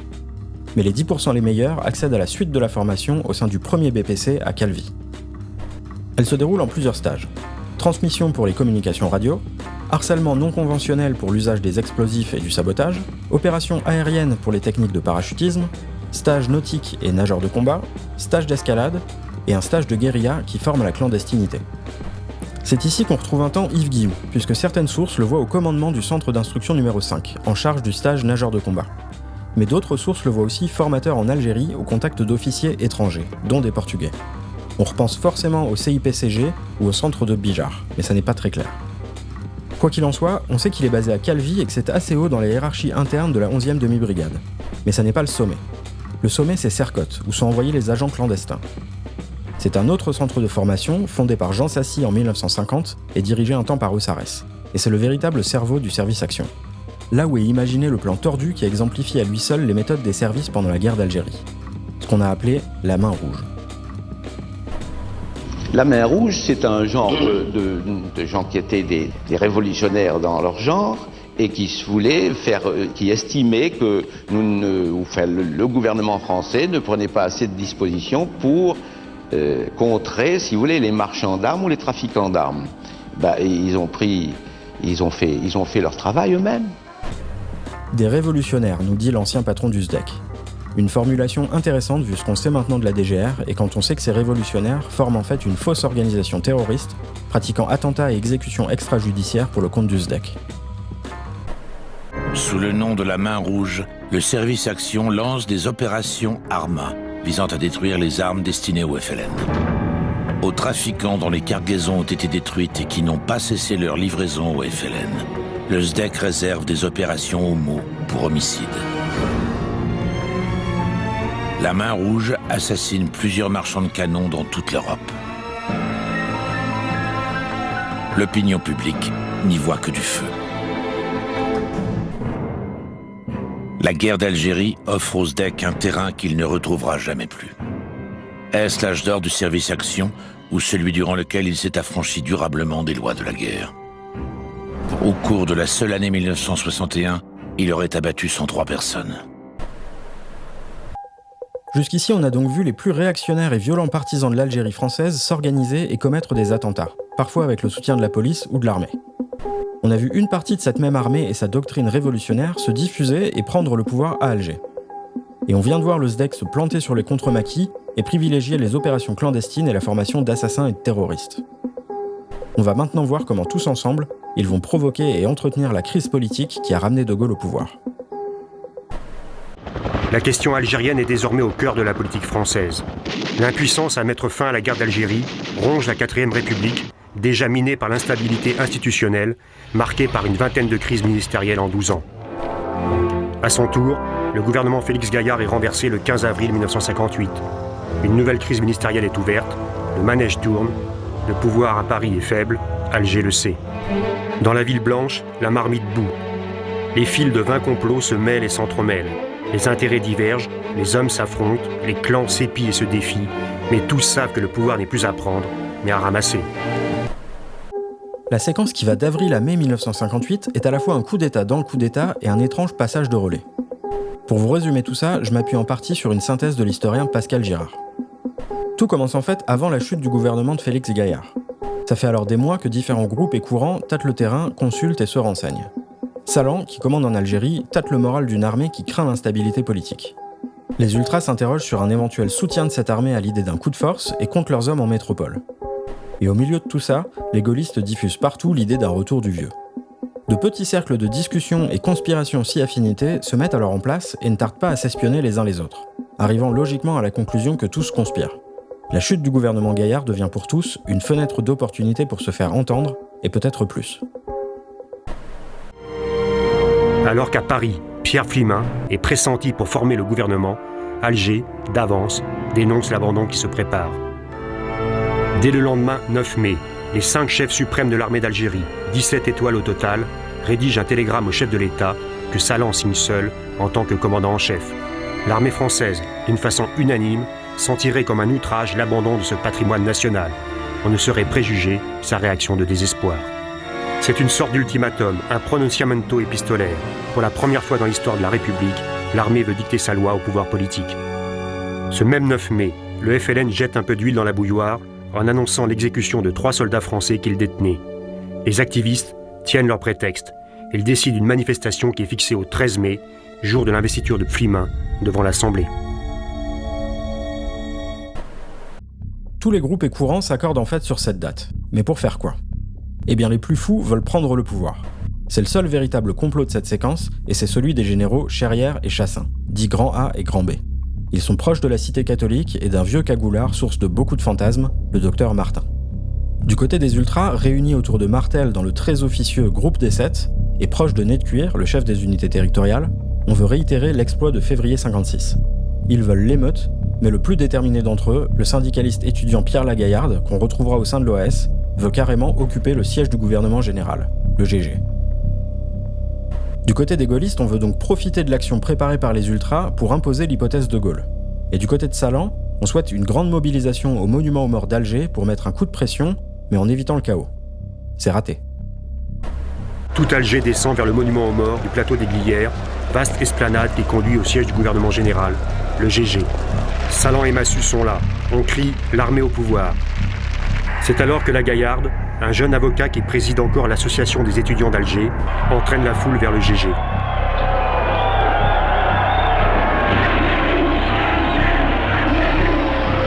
L'assaut est donné au bâtiment qui symbolise l'État. Les CRS résistent mollement. Le capitaine de réserve Marcel Ronda, responsable des unités territoriales du centre d'Alger, se joint au mouvement à la tête de ses hommes. Je me rappelle avoir bousculé en haut de l'escalier un cordon de parachutistes très bienveillants qui se sont écartés, qui se sont laissés pousser, et nous sommes arrivés au gris. Les paras du colonel Trinquier poussent la cordialité jusqu'à prêter un camion aux émeutiers afin de mieux enfoncer les grilles. Lagaillarde est monté dans le camion, il a forcé la grille extérieure, et on est rentré. On a occupé le GG. On ne sait pas quel niveau de coordination a pu exister entre les paras, les UT et les ultras ce jour-là. Mais le chaos souhaité est là, et jusqu'à Paris, on se dit qu'il faut bien en faire quelque chose. Les activistes, les anciens d'Indo, se rassemblent à l'Arc de Triomphe. Jean-Marie Le Pen est au premier rang de ces quelques centaines de partisans de l'Algérie française qui veulent appuyer leurs copains d'Alger. Pas assez nombreux, repoussés par la police, les ultras de Paris ratent le coche. Idem pour Cherrière, qui se voyait débarquer en sauveur à Alger, mais qui est arrêté en métropole avant même son départ. De leur côté, enfermés au GG, les ultras, les gaullistes et l'armée algéroise improvisent un comité de salut public dirigé par Massu. Les ultras perdent donc la main au profit de l'armée. Mais les gradés d'Alger n'ont pas 1000 solutions pour profiter de la foule mobilisée et utiliser la patate chaude que la Gaillarde leur a en quelque sorte donnée. Alors, en partie grâce aux gaullistes sur place, le comité se déclare pour l'option du retour de De Gaulle, pour mettre fin à l'instabilité politique et garantir que l'Algérie reste française. Les jours qui suivent le 13 mai, Salah envoie Trinquier et Léger monter un comité de salut public à Oran. Il appelle aussi Lacheroy à le rejoindre pour devenir porte-parole du comité d'Alger et coordonner les opérations psychologiques dans la capitale.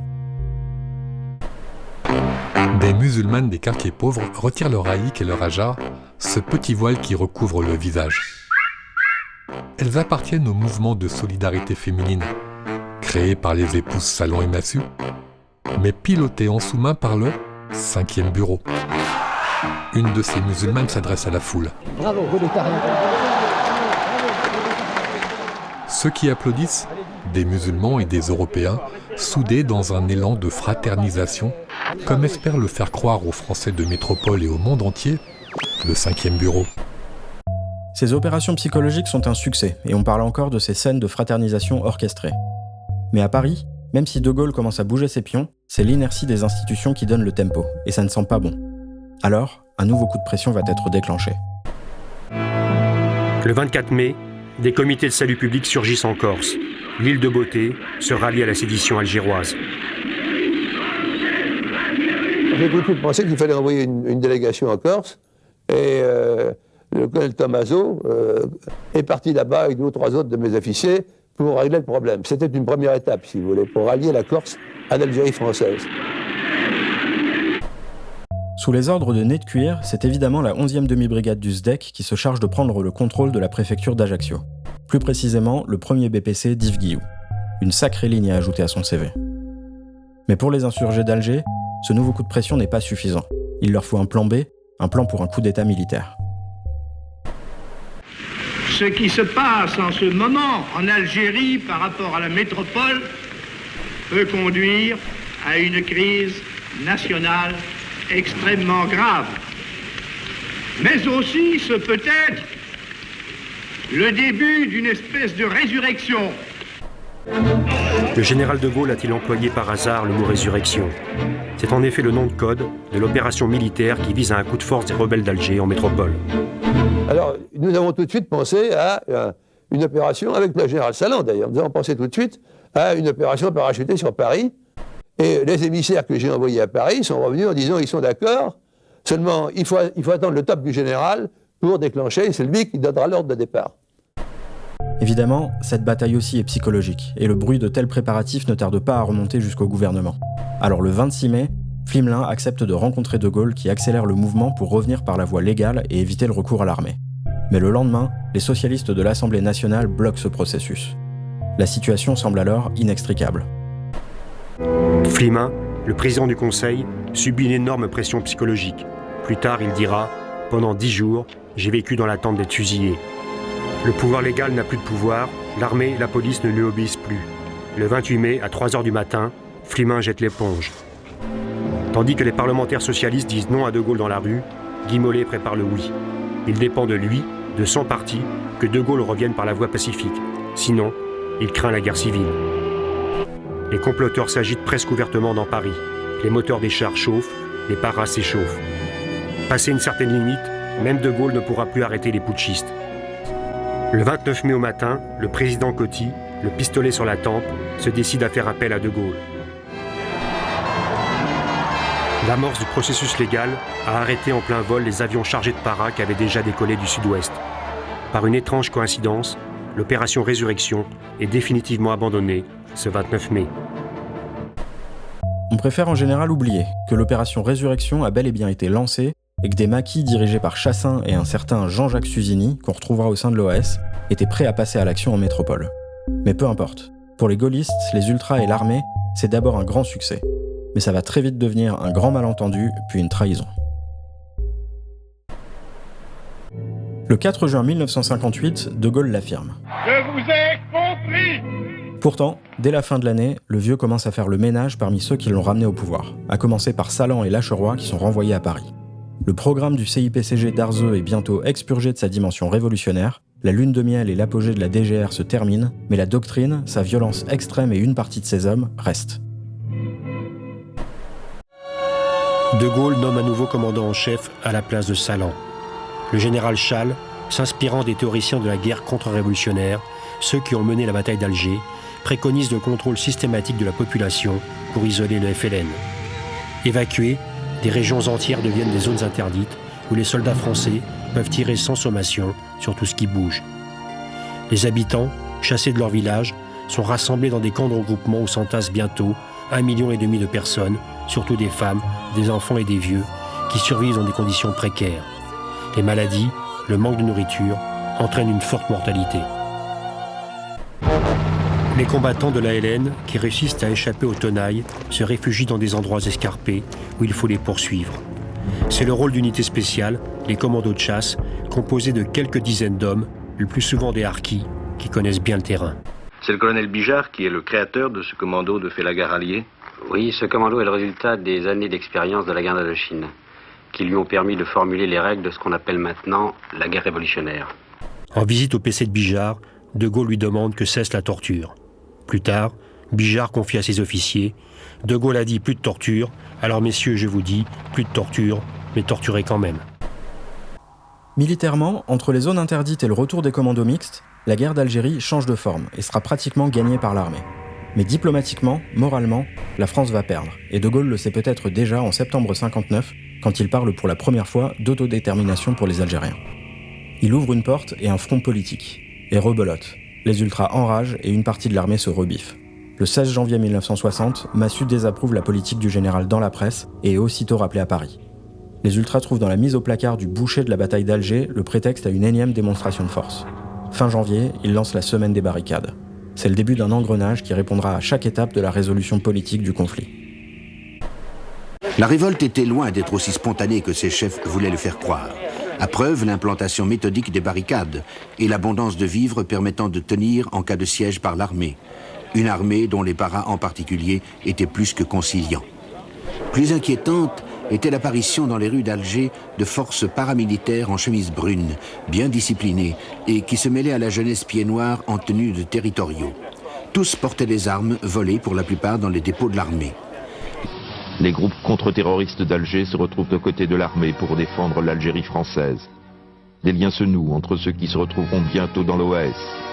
Le fruit est mûr. La poudrière algérienne est prête à exploser. Mais la semaine des barricades est un échec, pour les ultras comme pour les paras-rebelles d'Alger. D'autant qu'elle pousse De Gaulle à accélérer le ménage. Il supprime le 5e bureau, auquel il reproche son action non à l'égard des Algériens, mais bien à l'égard des Européens. De Gaulle renvoie aussi Schall, Bijard, Trinquier et Godard en métropole. D'autres gradés sont limogés, voire carrément jugés. Les meneurs civils de la semaine des barricades sont arrêtés ou éloignés, mais qu'importe. Ils s'évadent, s'exilent, désertent et se retrouvent dans la clandestinité. En réponse au référendum de janvier 61 sur l'autodétermination de l'Algérie, ils se réunissent à Madrid un mois plus tard et créent sous la houlette du général Salan l'organisation Armée secrète. Un peu plus tard, les Algérois découvrent le premier tract de l'OAS dans leur boîte aux lettres. La dernière heure de la France en Algérie est la dernière heure de la France dans le monde, la dernière heure de l'Occident. Comme toute organisation fasciste guidée par le suprémacisme occidental, l'OAS est une machine de mort. Elle répond aux pourparlers de paix avec le FLN en assassinant le maire d'Évian, la ville choisie pour accueillir les négociations. Puis quelques semaines plus tard, elle lance ses généraux à l'assaut d'Alger. Les desperados de l'Algérie française refusent la marche à l'indépendance qui semble inéluctable. Schall, Salan et Jouot tentent un putsch qui fait pchit.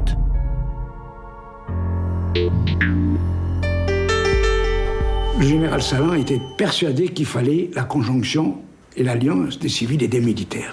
Il a essayé de forcer la main dans ce sens à Schall qui n'a pas marché. Si la mobilisation générale avait eu lieu, ça posait au pouvoir de Paris un problème insoluble. Parce qu'en plus, nous avions l'armement en Algérie. Ils avaient l'armement, et même des soutiens dans la population et dans diverses institutions, notamment au SDEC. Mais ils n'ont en réalité jamais eu l'armée, la troupe, les 500 000 appelés. Eux suivent De Gaulle, le général-chef des armées qui a retrouvé son uniforme pour l'occasion, et qui devient plus que jamais chef du grand ménage. L'armée connaissait une véritable chasse aux sorcières. Des soldats dénonçaient leurs capitaines, des capitaines leurs colonels. 15 000 officiers furent accusés. Fin avril, 5 généraux et 200 officiers supérieurs passaient en cour martiale. Les actualités françaises cherchaient à faire croire à un retour à la normale, mais il était clair qu'avec la disparition des Pieds Noirs en tant que force politique après la semaine des barricades, et avec une armée en pleine confusion depuis l'échec du putsch, un vide s'était créé. C'est dans ce vide que l'OAS se structure réellement. Composé d'anciens des UT, des réseaux contre-terroristes et d'officiers déserteurs anciens de la bataille d'Alger, c'est Yves Godard qui met au point son organigramme.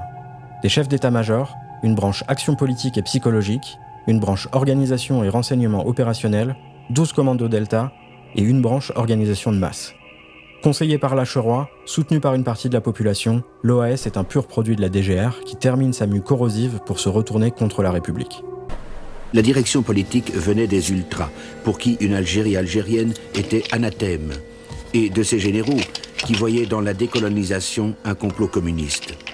Dans toutes les administrations, nous avions des agents de renseignement offensifs qui allaient à la quête de renseignement. Si nous avons tué des policiers, c'est parce que nous avons été renseignés par des policiers. Les commandos Delta du lieutenant de Gueldre, l'élite combattante de l'OAS, sont composés de légionnaires déserteurs et des civils les plus résolus. Du 20 juin au 28 juillet 1961, 145 bombes sont posées à Alger, 125 à Oran et 110 sur le reste du territoire. L'OAS n'était pas regardante dans le choix de ses objectifs. Travail macabre, financé par des attaques de banques, par des dons de riches colons, par des taxes imposées aux compagnies installées ou désireuses de s'installer dans le pays. Il y a eu la journée des facteurs, par exemple. Ils tuaient tous les facteurs musulmans qu'ils rencontraient. On donnait une arme à des enfants de 18 ans, il fallait tuer les facteurs. Une autre fois, les femmes de ménage. Une autre fois, il fallait tuer les pharmaciens, etc. Donc le terrorisme a pris des formes gigantesques. Alors là, je tiens à signaler une chose qu'on n'a pas dit toujours, n'est-ce pas ? C'est que le nombre d'attentats OAS en 6 mois, pendant que j'étais préfet de police à Alger, de décembre 61 à juin 62, a été 4 fois plus important que le nombre des attentats du FLN en 6 ans.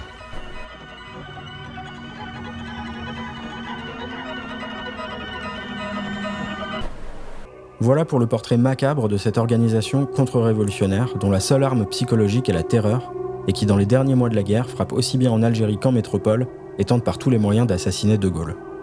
Et c'est donc cette organisation qu'Yves Guilloux décide de rejoindre en février 1962. Alors basé à Oran et commandant du 3e commando du GM11 DBPC, Guilloux profite d'une permission en France pour déserter et entrer dans la clandestinité. Il devient alors Yves Guérin-Sérac.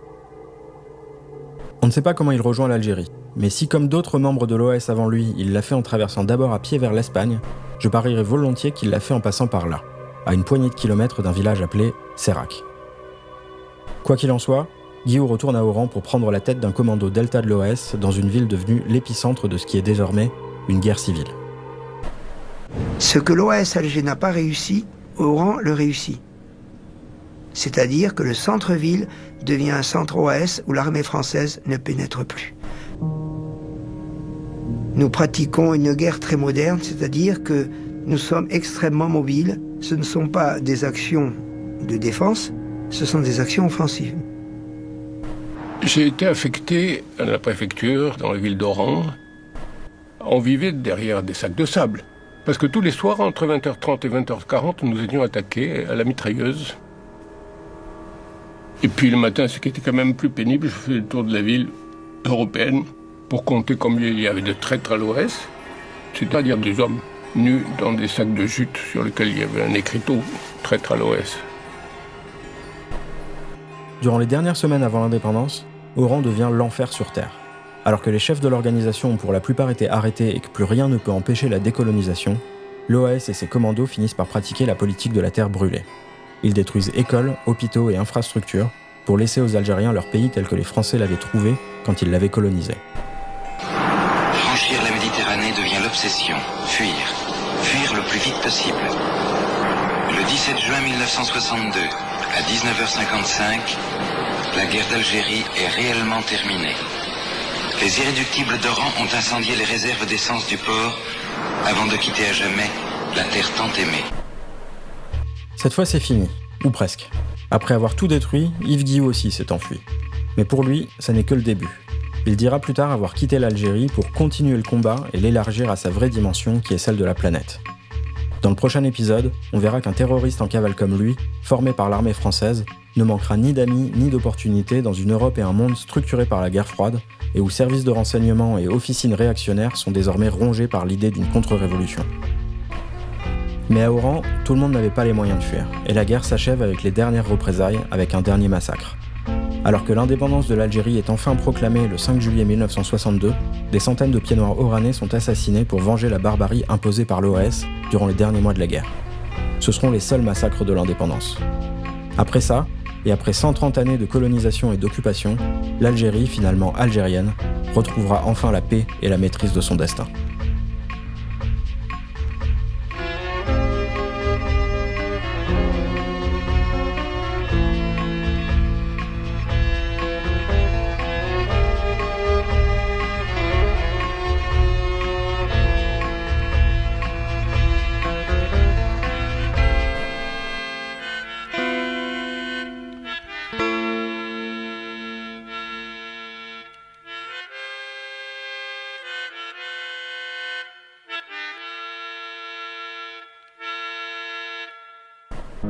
Nombreux sont les hommes des services spéciaux qui voient là une nouvelle trahison du pouvoir politique. Pour nous, c'était une catastrophe, dont on ne s'est pas encore remis. Est-ce que vous montez un complot contre le général pour l'assassiner? J'y ai pensé. Nous faisons une guerre pas pour nous, pas une guerre colonialiste. Bijard n'a pas de chemise, mes officiers non plus. Nous nous battons ici pour eux, pour l'évolution, pour voir l'évolution de ces gens-là. Et c'est une guerre à eux. Nous défendons la liberté, au même titre que, à mon avis, nous défendons la liberté de l'Occident. Nous sommes ici des ambassadeurs, des croisés que nous accrochons pour que nous puissions continuer à parler et avoir le droit de nous exprimer.